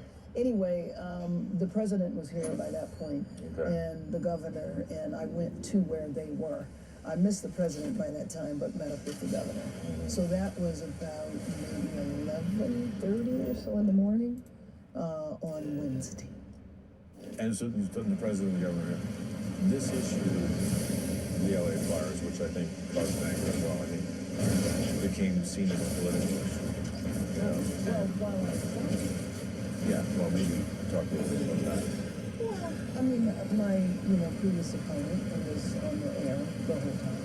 Whether I would have been elected or anybody else would have been elected, if you're the mayor, you're in charge, you're the head of this city, and I would have been prepared. Clearly, it could have been mitigated if we hadn't run out of water, if we had cleared vegetation, if we had positioned the fire trucks in the neighborhoods that we knew that were high risk. A lot of things could have happened. They could have saved a lot of homes and a lot of livelihoods. And so I think that by the time that I landed, a narrative had been set of me taking a frivolous trip, me knowing that the city was in danger and leaving and all of that stuff. Yeah. It's interesting because we're sitting here in Malibu, right across the street. My neighbor's house burned down, and the house just across the other street burned down. And I think to go back to anger, we pay a lot of taxes. And then there was a lot of, there weren't fire trucks and there weren't this and there weren't that. So you get angry. But there's bigger problems, insurance, for example, which obviously is not a mayoral thing, but I'm just going to bring it up anyway. I know. So it's a huge problem in California. It's a massive problem in LA, and it's the problem in Malibu. You can't get insurance, and insurance providers have been, it's an insurance desert. It's gotten even worse. you know, these problems that are, I don't even know what that is. It's like a national problem, a statewide problem. National. You know, how do you as a representative, you know, take on a problem like that, for example, that not only were there fires, which are horrific, and each house that burned is a family and all of their possessions and all of their pictures and high school diplomas and all that stuff. It's a tragedy, but then they don't have insurance or they're underinsured because of this ongoing problem. So I want to get back to when you land, but I just, because it came up, you know, how do you deal with those kinds of things? So, honestly, the best I can do is advocate and explain. And so, and that's when you get a lot of anger from folks, but again, I do not take it personally. So what I do is that I explain, you know, where the power is, and it's a private industry. And then what I say is that I am certainly willing to advocate, you know, for example, the FAIR plan. It's too low. And by the way, Malibu is very personal to me because my brother lived here for 35 years on Rambla Pacifica, was where our family went, you know, for the holidays. And lived there 35 years. He was so used to evacuating. It was like, oh, it's a fire. This time, not so much. This time, they didn't make it. So he lost everything as well. And by the way, had the FAIR plan with that maximum, and you know that maximum is nothing in this area. Her brother lost everything. It was nothing. And just to be clear, everyone thinks Malibu is a rich enclave, but it's got everyone from every walk of life. And, and everybody pays the price. Okay, so you come back, and we get sort of hijacked on the plane by press. You come back, it's ground zero, it's happening. All of a sudden you're getting briefed on everything that's going on. And what are your thoughts? Because all of a sudden people are saying, hey, the fire hydrants aren't working. Hey, you know, the fire department didn't deploy. Hey, there's reservoirs offline. What do you do? Well, and actually those problems revealed themselves over a course of days. Okay. It wasn't all at once. To me, what hit me immediately was, why didn't I know? That's what hit me immediately. Yes. And you know, and that was a real, you know, a real shock. But as more and why didn't you know? You didn't get briefed. Well, I mean, to be honest with you, I didn't get briefed. That's true. But I think that again, people did not anticipate the historic win, and it wasn't just LA. I mean, it was the county too. And what typically happens is that if there's going to be a big weather event, there are these briefings that happen. And it's either initiated by the fire department or the emergency department. I was used to the fire chief calling me and telling me, you know, this is getting ready to happen, come over, I need to brief you. And all, you know, everything goes into motion. That didn't happen in the county, meaning LA and... LA County. So yeah, just to be clear, it's LA County and LA City, Was Malibu? I don't know, since Malibu is a separate city. I don't think Malibu was handled well at all.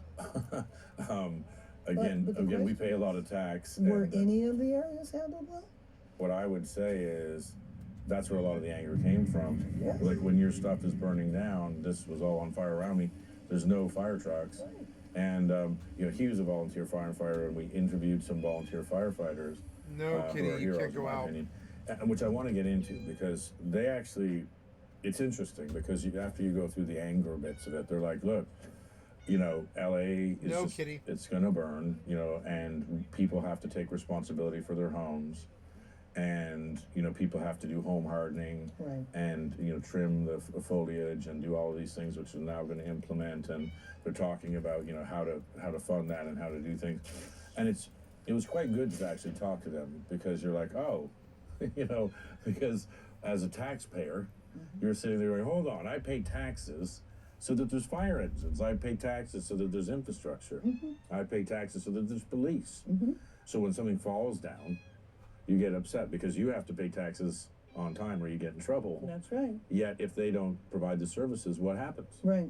So I think there's a lot of frustration. Sure. You know, and so I think LA County was not great. I don't think Malibu was great. Right. You know, LA City had its problems. Would you say that there was a failure of communication and between the LA Fire Department and the mayoral office? Sure. Yeah. And so there's obviously fallout from that.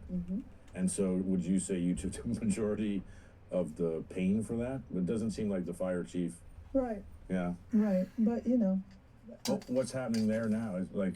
Well, I released her. Yeah. I released her, and I didn't release her right away because the city was on fire. Yeah. And I thought it was extremely inappropriate for her to do what she did while the city was burning. Right, yeah. And I was not going to do that. But I had to. Yeah. I had to, especially because the final straw was she was refusing to participate in the after action.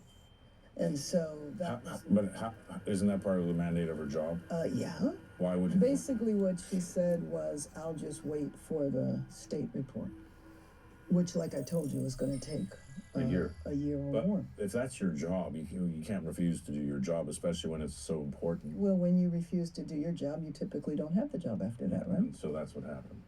All right. Well, that's some interesting stuff. We haven't even gotten it. That was just.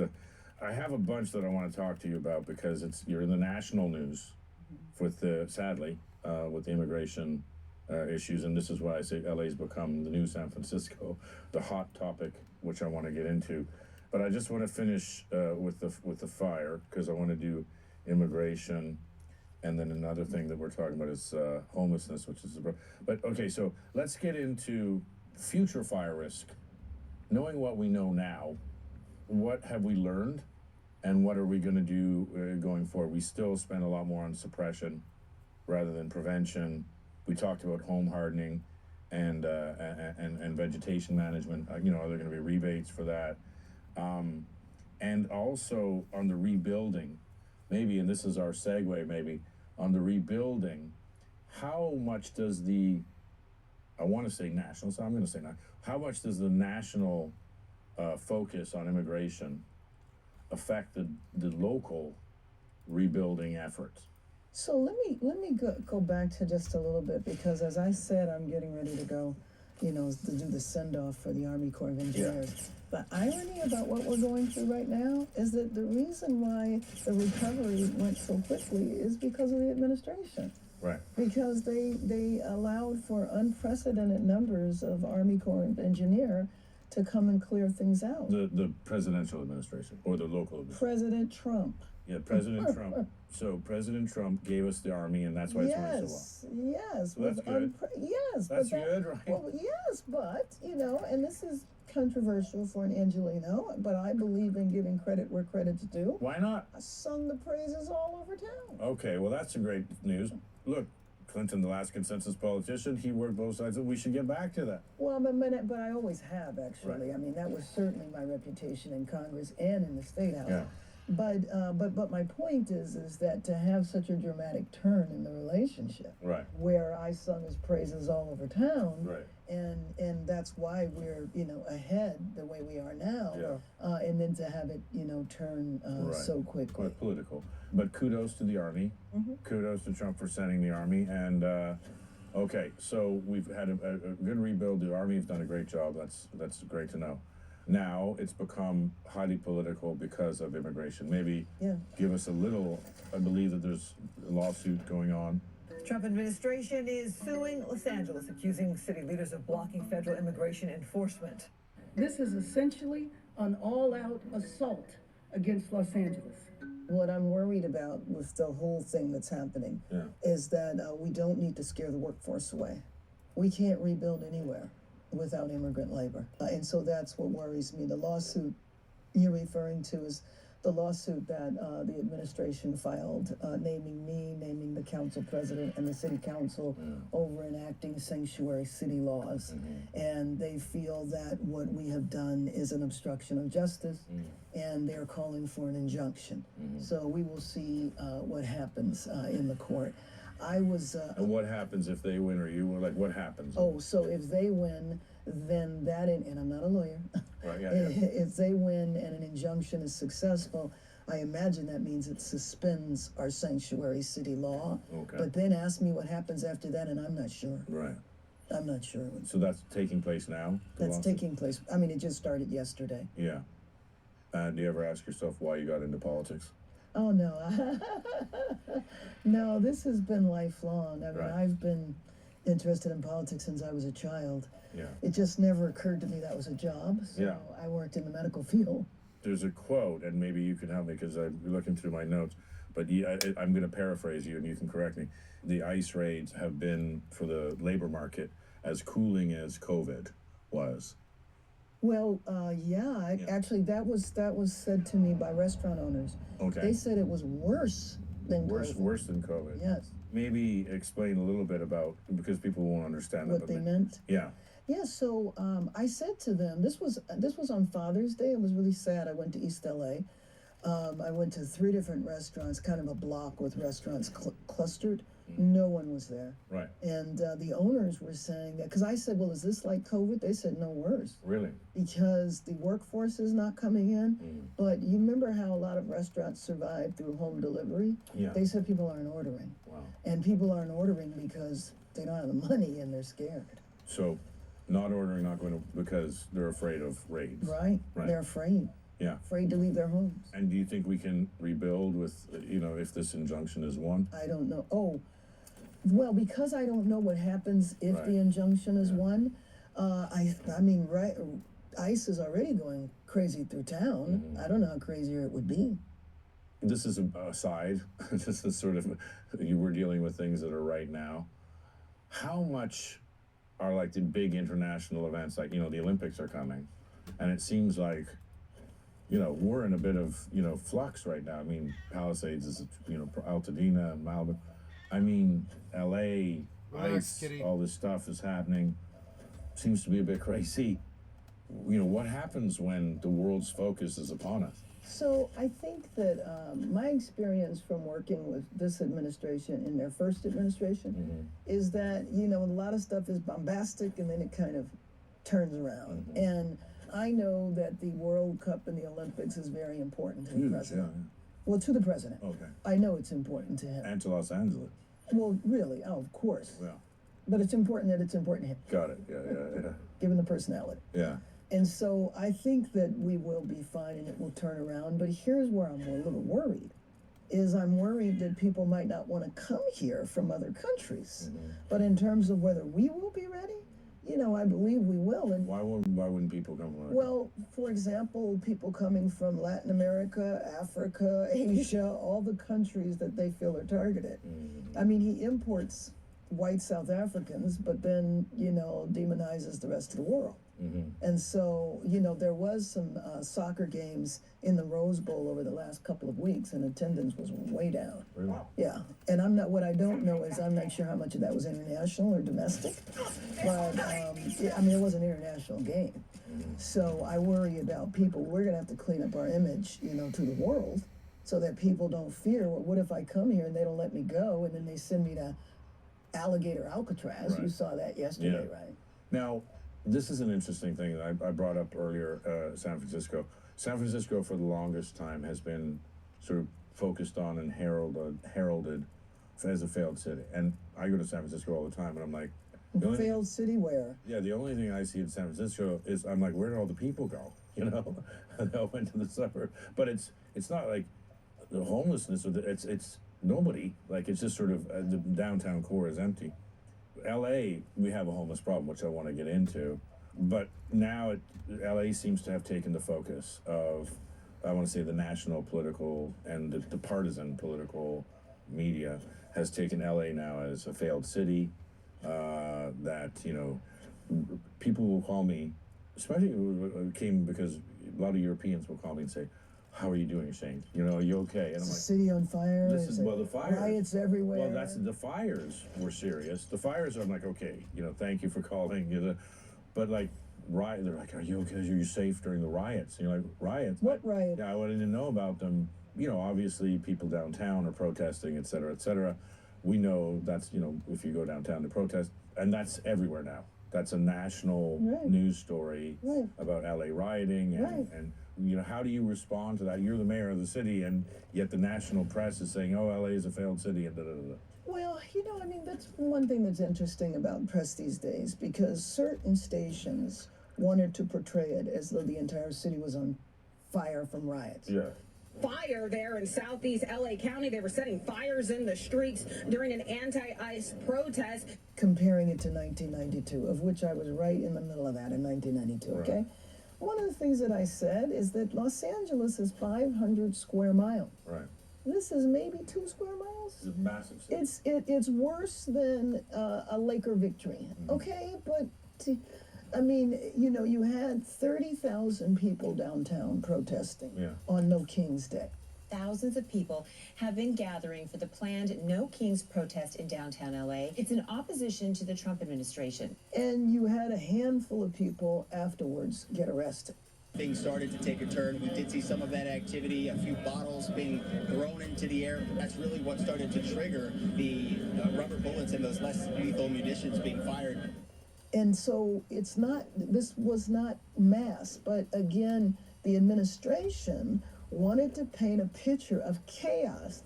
Authorities say those violent protesters, they assaulted law enforcement officers, slashed tires, defaced buildings and taxpayer-funded property.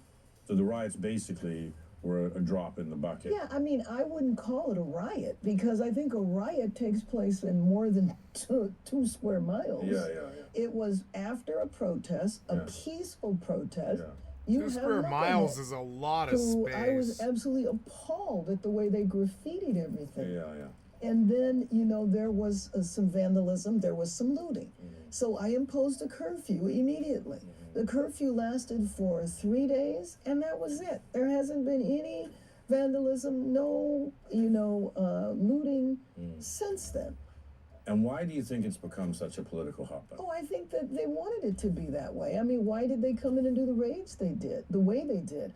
Why are they snatching people up off the street? That just is a provocation. You have people being snatched up, being chased through Home Depot, but you have car washes raided. I don't know that car washes are run by cartels. I mean, remember, we were told originally, gang members, drug dealers, violent criminals. But we also know that the administration switched strategies and said, we just want 3,000 people every day. Yeah. And so with that, you have people, we don't even know who they are. They're completely masked. Yeah. They're wearing uniforms that look like they bought them online. Sometimes all it says is police. They don't identify themselves. They stop people, jump out of cars with rifles. So they have provoked this, and there has been a big backlash in some places. But on a couple of occasions, it got out of hand to the point where there was vandalism, there was looting. I think looting happened one day. So this has become a major political issue of which you're in the forefront. Another one is homelessness. Now, it doesn't matter what party you're from or administration you're from, and a lot of this was pre, your tenure. But it's why I ran. Oh, there you go. Okay, well, let's get into it then. It seems to be a problem that just keeps getting bigger. No? Well, let's get into it, because recently there was some reporting that $2.3 billion is unaccounted for. They did an audit and they couldn't figure out where it went. LA leaders, including Mayor Karen Bass, was summoned to federal court after an audit found billions in homeless funds were poorly tracked. Billions? The court said they didn't know, based on analysis, where any of the money was going. I mean, it's a massive problem everywhere you go in the city, especially downtown, where there were the protests. And you guys stole the money? Point to it and say, it's out of control. Go. So it is why I ran. Okay, great. I did not get tired of Congress. I wasn't trying to go for a higher office. I have run in each of my offices to pursue very specific problems. Right. And this is my last office. Okay, all right. But, this is an issue that I've worked on for more than 30 years. I have watched it get worse, but I will tell you that over the last couple of years, we have seen a decline for the first time. As a matter of fact, there's an article out today talking about a 50% decline of street homelessness in Hollywood. And another significant decline. In Hollywood, yeah. I would say if there was a place that homelessness fucking ended, it would be Hollywood, yeah. Venice. Homelessness went up a little. Yeah. Venice and Hollywood are how you're charting your fucking homelessness. Venice and fucking Hollywood. But in Skid Row. Skid Row is the epicenter for the country. Why is that? Well, because the numbers are so concentrated there. Right. There's anywhere but the weather, and is it true that weather being nice? It's not true that everybody's from someplace else. So it's not true that they ship. It is not. No, okay. But you know what it is? Yeah. When you ask people where they're from, they tell you where they were born. Right. It's like, oh, you're from Chicago. How long have you lived in LA? Oh, 40 years. Okay. I think you're an Angelino. You know? Well, but there's a lot made of these stories. It is. You know, Because, you know why? Because yeah. I think we have a hard time admitting that they're Angelinos. Okay, all right. Clearly they came from someplace else. They couldn't be us. Yeah, that's interesting. You know? And I know this from literally talking to people on the street. But when I came in, my goal was to deal with street homelessness. And there's some fundamental flaws to what we've been doing over the last decades. Yeah. I don't even think we tried to end it. We just tried to manage it. And that was a fundamental mistake, okay? The other thing that we did was we were so fixated and dogmatic about permanent housing that we basically said, you stay on the street. I'm okay with you staying on the street while I build you something. Right. That was ridiculous. Right. We should have come up with a system of long-term interim housing. And then because my background is in the medical field, you know, we did not take care. When we say people need services, people think of two things: mental health and substance abuse. They don't think of diabetes and heart disease and cancer. They don't. And so we don't provide the correct services. All we focus on is sticking somebody in an apartment and expecting them to succeed when their entire lives have collapsed. Right. So the other thing I found out, and I would like to give you a couple of examples, over I the like years, her. we've come up with just crazy policies that actually make people homeless. So let me tell you one of the worst ones. If you are a veteran, we have, by the way, in the city, 3,000 unused vouchers for veterans. Unused, because if you're a veteran and you accept disability benefits, we count it as your income. Say you make too much money, and won't give you a voucher. So we have housing for you, but we won't give it to you because you have to choose between your disability or housing. And people don't want their money taken away. Well, yeah. So what I did was I chair the National Committee on Homelessness for the U.S. Conference of Mayors. Okay. So I organized 100 mayors.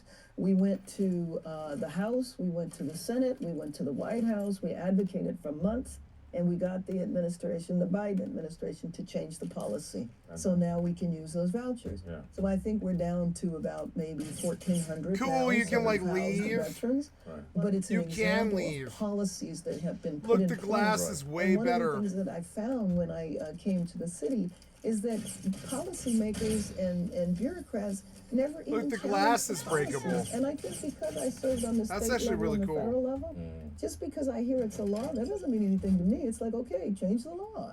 And so I've had to change state laws, I've had to change federal laws, and then as soon as the Trump administration came in, the new secretary of the VA was one of my colleagues, one of my bipartisan colleagues. We actually worked together on criminal justice reform, Doug Collins.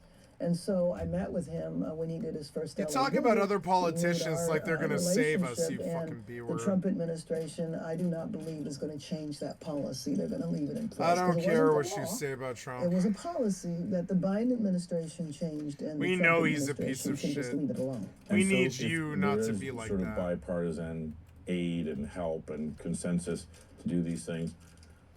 You why sound do like a think, Democrat, and I don't like you it. know, that there's the press is so, you know, not, for example, you don't hear that. All of the things that you just said, you don't hear. Yeah, we You don't hear like the it. opposite. And it's news to me that that you know, homelessness is going down. But Venice, during COVID, you know, our old office was there, and I would ride my bike down the boardwalk on the beach. It was night of the living dead in Venice. I mean, it was crazy during COVID.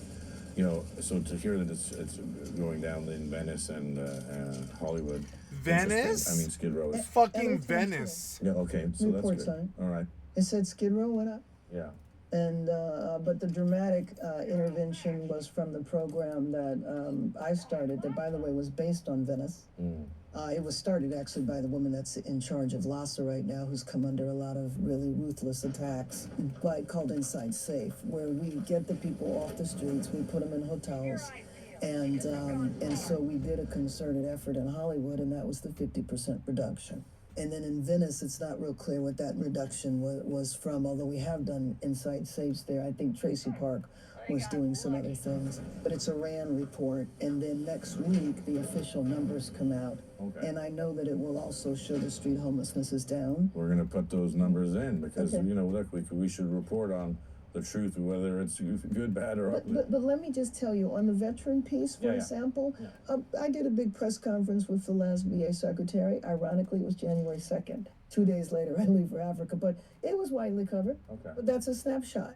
It's far more sexy to talk about all these billions of dollars that are missing and blah, blah, blah. But I mean, billions of dollars missing and homelessness being bad. It's not good. No, of course not. But to be clear, that's not your administration. It's all a bunch of different. I mean, this has been going on for 30 years. Yeah. But you know, money unaccounted for, unfortunately, that immediately translates into theft. Yeah. And it's not theft. I mean, you know, it just isn't. What is it? That is not to say. It's just like accounting or. Yes. Yeah, and there needs to be, I mean, there's just so much. I could take up the entire time telling about all the problems. Just give me your top two. Yeah, my top one was that we did not build interim housing. Right. You know, we were dogmatic about housing first. And people fall in love with their policies and they won't evaluate them to see, is it really working? Yeah. And then we do not provide services in an adequate, comprehensive way. One of the services we provide, just to give you an example, is when we take you off the street and put you in a hotel, a community-based organization takes over the management. The city can't do that day to day. Sure. The community-based organizations are doing all they can, but it's not enough. So one of their responsibilities is to provide you 3 meals a day.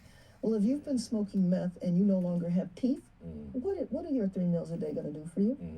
You have to take care of the whole person. Well, that comes up a lot, is mental health and drug.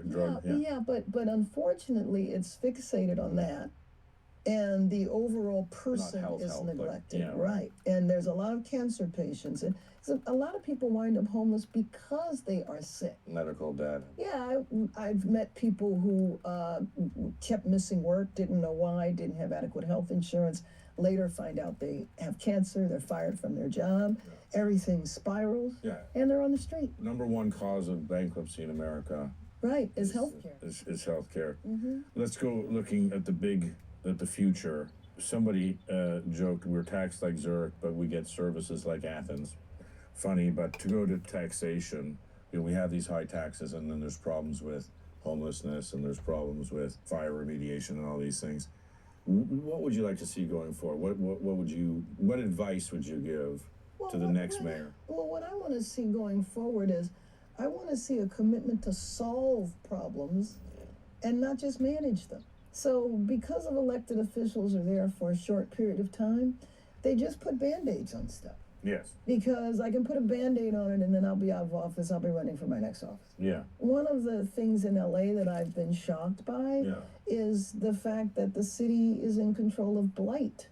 I mean, broken sidewalks, or there's, you know, vacant lots, buildings that have fallen to disrepair. Yeah. So we're doing charter reform now, and I want to figure out how to deal with our infrastructure, but take it outside of elected officials. Private industry or? Well, no, I mean just I always believe it should be, you know, public-private. Yeah. But I mean, in terms of it needs to be mandated. Right now, I can come up with a strategic plan to deal with all of the infrastructure, but I'm going to be out in a few years. The next mayor can throw it out the window. So it needs to be separate from elected officials. Right. So some kind of outside authority that is required to report to the public every couple of years and finance it and all, because as long as it rests where elected officials are in charge, just by, and I'm not denigrating my colleagues or my profession, but the nature of it, if you're only going to be someplace a short period of time, it doesn't matter how long-term your thinking is. By the way, that was one of the things I liked about Congress. Because I had the privilege of being in a safe seat, I could think long-term and plan for trade deals and plan for other systemic changes to failed systems. It's interesting you brought up public and private working together. You mentioned Rick Caruso, who you ran against for who you won this mayoral seat. Been very vocal about public and private working together to fix Palisades especially. How do you see public and private working to help speed up, you know, for example, rebuilding in Altadena and Palisades, Malibu? Well, let me give you an example of what I'm working with him on. Steadfast, Steadfast, great. Steadfast, J.J. Reddick, and the city are all working on the rec center together, and I think that's a perfect example. But I'll tell you how bureaucracy can be. There were some in the bureaucracy who were like, no, we can't raise private money because FEMA is going to reimburse that. So why would I limit what I could do, and why would I take longer to do something when you have people who are saying we can raise the money and actually do better? If FEMA reimburses for part of it, fine, but I don't think J.J. Redick, Caruso, or me are concerned about that. We want to have a world-class rec center in the Palisades because that's what the people deserve. My kids play there. It's the center of the community. Very important for a lot of the families. Well, you know what I felt about that too, and I didn't. I didn't know that at first. It was pointed out to me because everything was destroyed.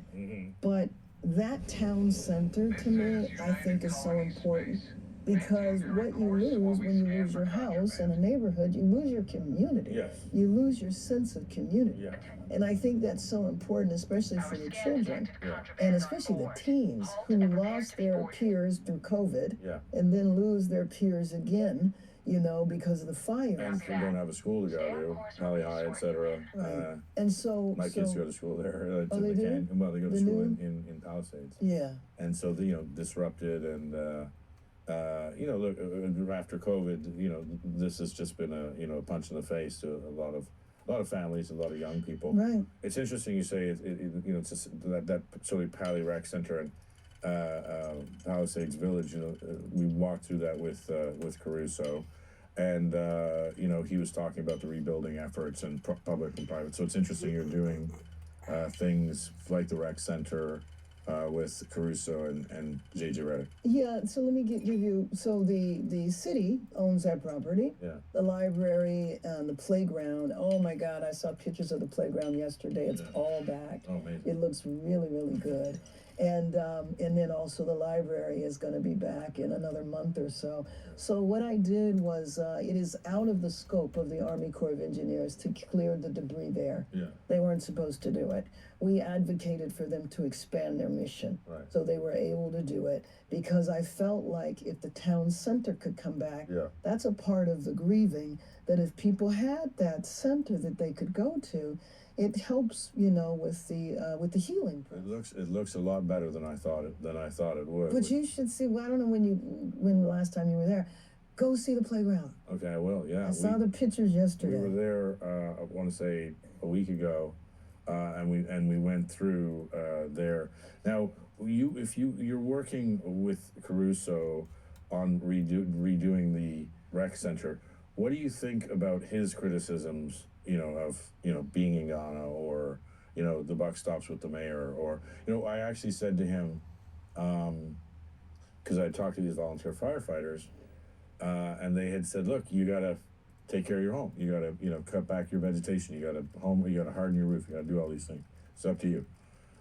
So I was like, okay, well, if it's up to us, if somebody tells me that, right, I'm going to be a lot less angry, right, when something happens, because I know it's, my responsibility to be part of it. And he said, no, it's the politician's responsibility, and you pay taxes for a reason and all this stuff. No. How do you respond to that? Well, let me just say too, I have a hillside home too, not where I reside now, because I reside in the mayor's residence. And I will tell you that do I pay a hell of a lot more attention to those cards I get that tell me to clear, the brush, that annual. Yeah. It is both. It is both. Absolutely. There's homeowner responsibility and there's city and responsibility. There's county and there's state responsibility. Yeah. No, Each level of government has important responsibility. And so, I know one thing is that I've met with the fire chief to make sure moving forward, because we kind of don't have fire season anymore, remember? I mean, fires in January and December, but technically fire season now. What are the plans? So I'm meeting with the fire chief next week. I know all the brush has been cleared, but I'm meeting with him next week to hear the overall plan, in terms of potential evacuation routes, all of that. And you expect an action plan after action plan? Yeah, now you've raised it. I'm going to leave here and find out, because actually enough time has passed. There we go. And I know you're running off to an important political function. What are your 5, let's say, we'll keep it to time. Give me your 2 biggest regrets for the fires and your 2 biggest things you're proud of. Oh, regrets for sure. Not being here. I mean, no, ifs, ands, or buts about that. And then number 2 was, the fact that I was not aware. Absolutely, there's no question about it. I probably have like 10. Okay, and the 2 that you're proud of? I'm proud of the one-stop center, the disaster recovery center, the work, the impacted workers center, because I don't think people thought much about the people that worked in the homes and on the properties, and then the executive directives. There's a lot that I'm proud of, but again, going through mass grief with people, I'm glad that I have gone through that myself, so I could be a little more attuned to it. But it's a very tough thing, and it doesn't go away. And if you sit down with the next mayor of LA, what would be some of the advice you'd give him or her? Well, back to what I was saying around infrastructure, because we have to figure out how to take care of the city in the short term, while we have more longer infrastructure plans, and we have to figure out how to budget for that. I mean, for example, the reason why our liabilities are so much is because of the broken sidewalks that still don't get fixed after people will sue. Really? Yeah, the broken sidewalks, other features of our So infrastructure. Yeah. Infrastructure is a big one. Top 2 things for homelessness, top 2 things for immigration. For homelessness, it's the comprehensive services that are actually needed that do not exist right now. And then the other is a more cost-effective way in hotels. They're too expensive. So we need to get out of that business. One thing that is good, I'm sorry since you raised it, is that, they have come up with new and improved shelters that provide more privacy and security for people. And so perfecting that and transitioning people out of hotels into more cost effective. One thing that's never talked about, by the way, is how much it costs to leave people on the streets. So back to fires, in many parts of the city, the number 1 reason for fires are homelessness. So you think of how much it costs to leave people on the street versus how much it costs to put people in hotels. Yeah. How has policing been? There was a commitment for 9,500 police people. Another sore spot for me. Here we go. Okay, tell me. Well, first of all, what I feel good about is that we have destroyed the myth that people don't want to be police officers. Sure, yeah. We've been able to recruit. We probably have over 1,000 young people in the pipeline. The reason why I growl is because the only thing that is holding us back is ourselves, is an archaic hiring process. How so? Well, we put young people through so much red tape that what I've been very if successful. They're poor, if they've got bad credit. In other words, they get so frustrated going through the process, they leave. Because they do things like they have background checks. How long does it take you to check the background of a 25-year-old? They haven't lived that long. Yeah. They can take like months and months and months. Sure. So I have new leadership at the personnel department, a new police chief, and we have to address that problem. The council put a certain amount of money in that is attached to a goal that I suggested. And if they don't meet that goal, then they don't get the rest of the money. So I want to put the pressure on the department, too. For hiring more police officers. Yeah, for correcting the hiring system. Yeah. Because the recruits are there. So I think the popular myth is that, well, you can't recruit. Nobody wants to be a police officer now. It's just not true. And is that the same? Is there a problem for firefighters? No, interestingly, no. Yeah. Firefighters, their classes are full. And is there now going to be, are they going to hire more firefighters and get the fire trucks online and all that stuff? Yeah, the ones that can go online. Remember, finding out that a lot of those were never intended to be back online. Right. And just this is an aside, but I remember it being a news story.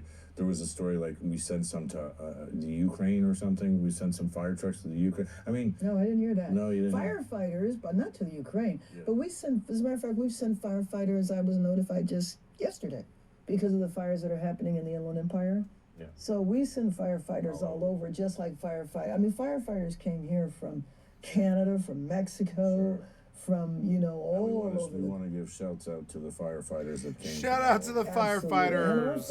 And our firefighters, of course, our firefighters too, which is a shame that there was sort of a breakdown. A big shame, It's a big especially, and for me, that was definitely one of my biggest regrets. And like I said, to this day, it's a mystery to me.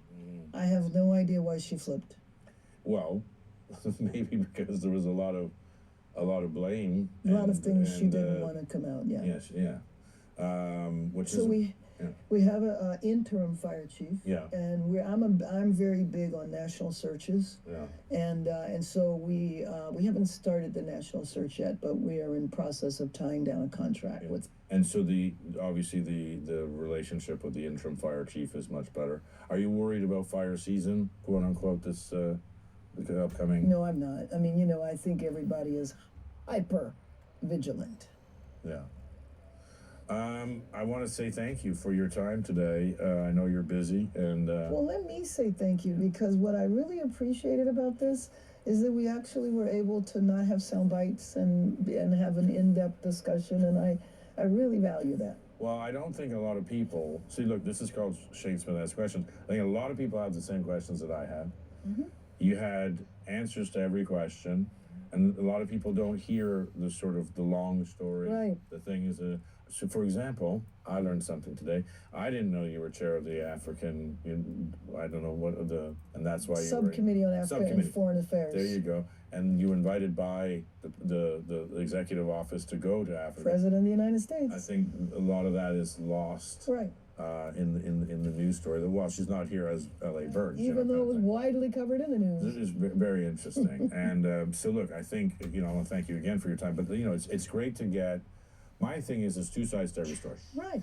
And let's just sit down and have a discussion. So it shows a lot of courage to come here and give your story. But look, I appreciate your time, and hopefully this is not the last time. I hope so too. We can go on. And look, when there are milestones, or things that happen with the lawsuit, for example, with ICE, with homelessness, when there are milestones or anything good or bad. Let's sit down and talk. Okay. I would appreciate the opportunity to come back. Okay, I'll be at my phone. Okay.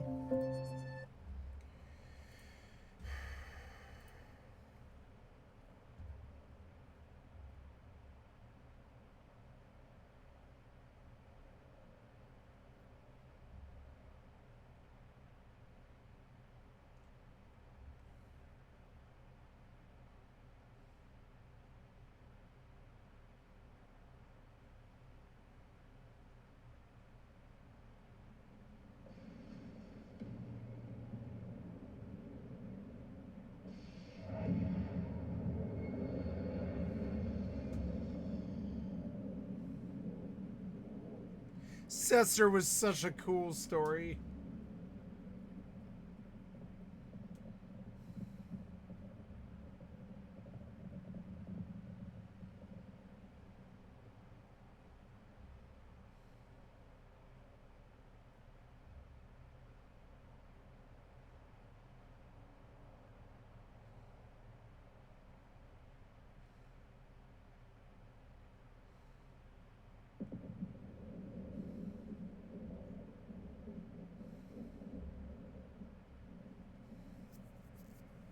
Setzer was a main character. Setzer was the main character.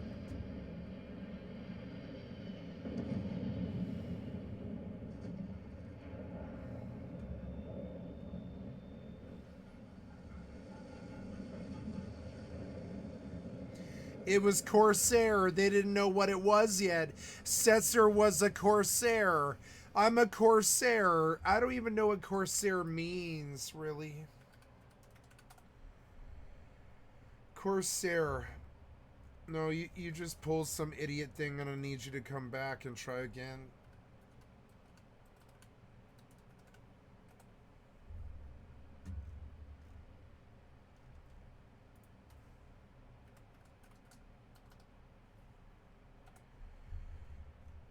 A pirate. Yeah.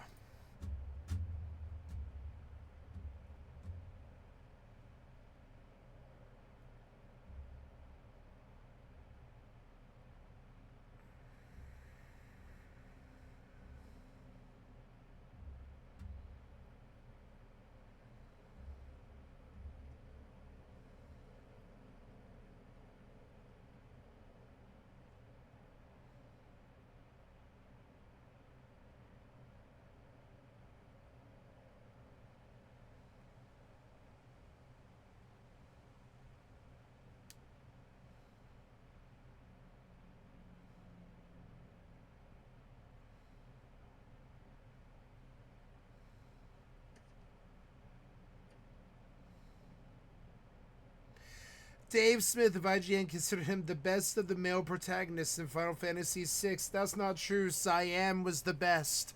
Cyan was the best. Cyan. Cyan.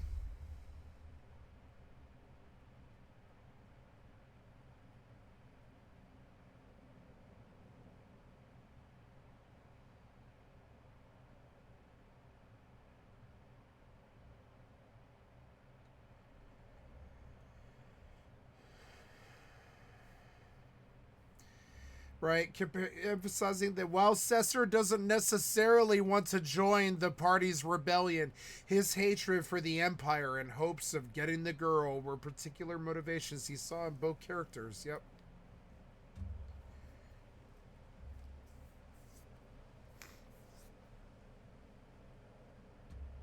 Cesar and Daryl. I want to write a song called Cesar and Daryl.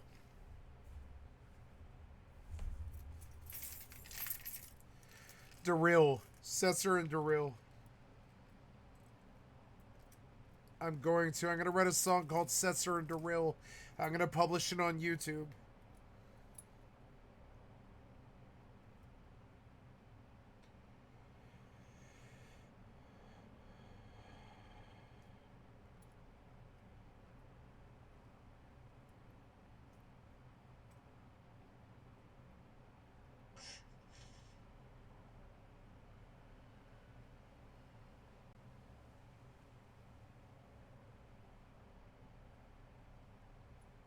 Cesar and Daryl.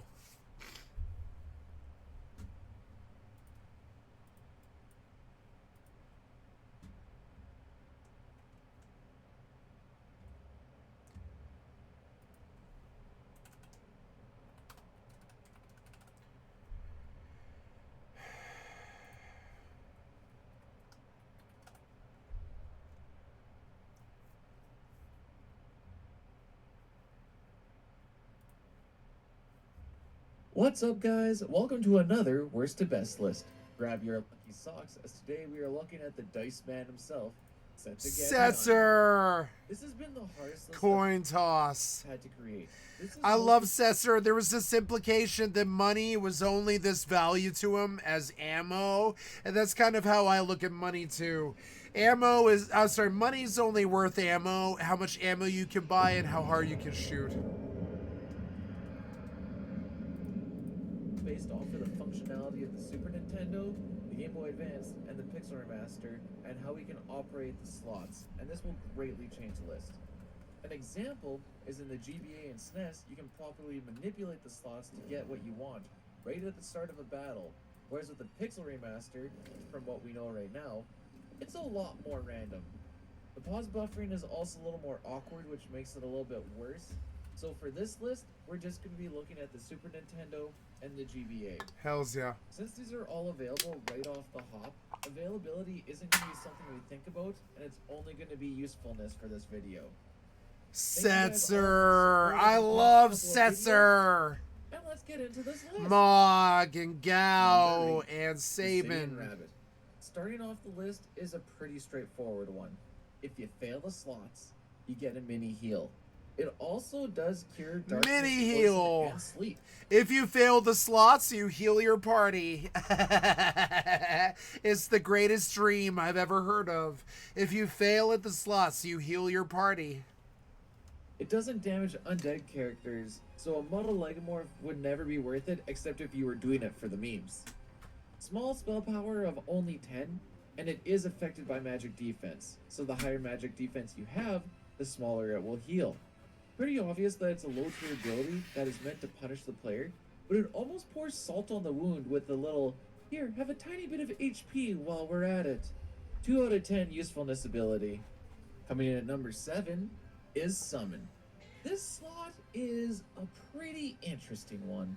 It can either be one of the most clutch, best things you'll ever get, or, Phoenix, more often than not, something you just really don't want.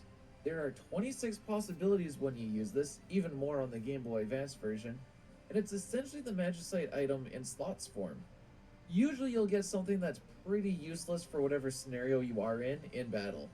But this Not is always. Setzer we're talking about, and he's all about gambling. So if you're feeling lucky, I love in the end, I'd only give this Setzer. a 4 out of 10. And the only reason it's Setzer. not a 3 out of 10 is because of the random clutch factor, honestly. Moving on up in the list is the Prismatic Flush. This move is pretty easy to pull off at the beginning of a fight, in the middle of the fight, at the end of a fight. The slots RNG for this are pretty simple. What it does is it deals non-elemental damage. It does suffer from split damage, and with a spell power of 84, it's not a terrible move. There's just a better one we'll get to later on in this list. Coin toss. Your best bet would be to use it as a single target spell. Coin toss. He's talking about coin toss. Decent boss nuke. Coin toss is always best. 5 out of 10 slot ability, as it's easy to hit for some decent boss damage. Toss the coin at them. They'll shut the fuck up. Coin toss. At the top of the back half of this list, Make it rain. is the Chocoball. It was like This the move Final is Fantasy version of Make It Rain. Making it rain always solves the problem and kills whatever it is. also very easy to hit, and it's great for boss fights like cranes in something like a speedrun. The slots RNG lets you bang it out right off of the hop. As soon as you get this first one, you're almost guaranteed to get the next two. It has a low spell power of 36, but it doesn't suffer from split damage, making it more effective on mobs than Prismatic Flushes. It's a grounded move, and despite it being non-elemental damage, it acts like an earth spell and it doesn't hit flying enemies. So it's another 5 out of 10 ability, but for a different reason. Instead of doing it to nuke bosses, it's great for mob nuking. At number 4, we got Mega Flare. Now this is Bahamut without needing Bahamut. It's more non-elemental damage that does ignore split damage. With a spell power of 92, it is quite a strong spell. You do need either to wait later on the fight, or you can manipulate it at the beginning of a fight using an echo screen right off the hop. It's not easy with the pause button. So Setzer evolved into the Final Fantasy XI version of Corsair. It's a pirate. It's a gambler pirate. I'm a gambler pirate. I'm a Corsair. I'm a Corsair. I hate Corsair because it's boring. But I mean, Corsair is really fucking important. Hey everyone, Brewer here with another job guide. Corsair's been an often requested job for me to tackle, and I think the time's right for me to finally do so. Corsair's been around since the Treasures of Alldayerrydaybaby expansion, but it's really come a long way since it first arrived. If you're a new player or one that's recently resubbed to the game, you might be taken aback at just how different the job looks and feels to pretty much anything else out there. I'll be sure to cover the key bases in here in case people want to pick it up. So, let's get into it. The old adage was that a Corsair is a hybrid of a bard and a ranger, and that it's a support role job with a helping of DPS thrown in for good measure. There's more to it than that, but the adage does hold some weight. The Corsair stands apart from other support role jobs, and that its support doesn't come in the form of songs, enhancing magic or geomancy, but rather from job abilities. It uses 3 main weapon types: swords, daggers, and guns. It has lower skill in these classes than pure DPS jobs, but it can still make really good use of what it has. Corsairs have a lot going for them. Their line of buffs, phantom rolls, are generally unique and cover the bases other support jobs can't. Sure, you've got your staple fare like accuracy and attack bonuses, but then you have your niche effects like Stall TP from Samurai Roll, which is hands down one of the best melee buffs in the game. Not only that, Chaos Roll's attack bonus is really strong, surpassing an Idris Geomancer at its absolute best. Seriously. A Corsair's rolls are also the only thing in the game capable of directly buffing pet jobs, and given the current prevalence of summoners, this comes in very useful. Corsair is also the only job in the game capable of resetting job ability timers in the heat of battle, something that can save lives and can make the hardest battles a lot easier to handle. It can even reset the SP abilities, 1 hours, of its party members for its own SP and wildcard. Corsair is such a cool job. That alone makes it one of the best SPs in the game if you ask me. Offensively, the Corsair packs an almighty punch for a support role job. It has the highest DPS output of the category, outdoing bards and geomancers with ease. It's not even close. This is because a Corsair covers all 3 damage types with its melee attacks, ranged attacks, and elemental weapon skills. Among these is Leaden Salute, an absolutely devastating attack which can blow monsters away if properly geared for and supported. Corsair is also a welcome addition in mage groups, as quick draw can boost both enfeebling and elemental magic, as well as contributing some more magic damage while not getting in the way. So what you've got here is a support... Corsair for the motherfucking win. Well, that was exhilarating. Okay, guys, I've done 7 hours of recording today. I'm going to stop the video with a reminder that you should watch Skycat Live. Come to skycat.live. I'm a full-time variety gamer. Come click on the cast face donate. Come to the Twitch or the YouTube. I'm going to stop this video, and I'm going to start playing real music for probably 2 hours or something like that. I love you guys. I don't want to DMCA things, so I'm just going to bomb off YouTube here. Love you guys. Bye.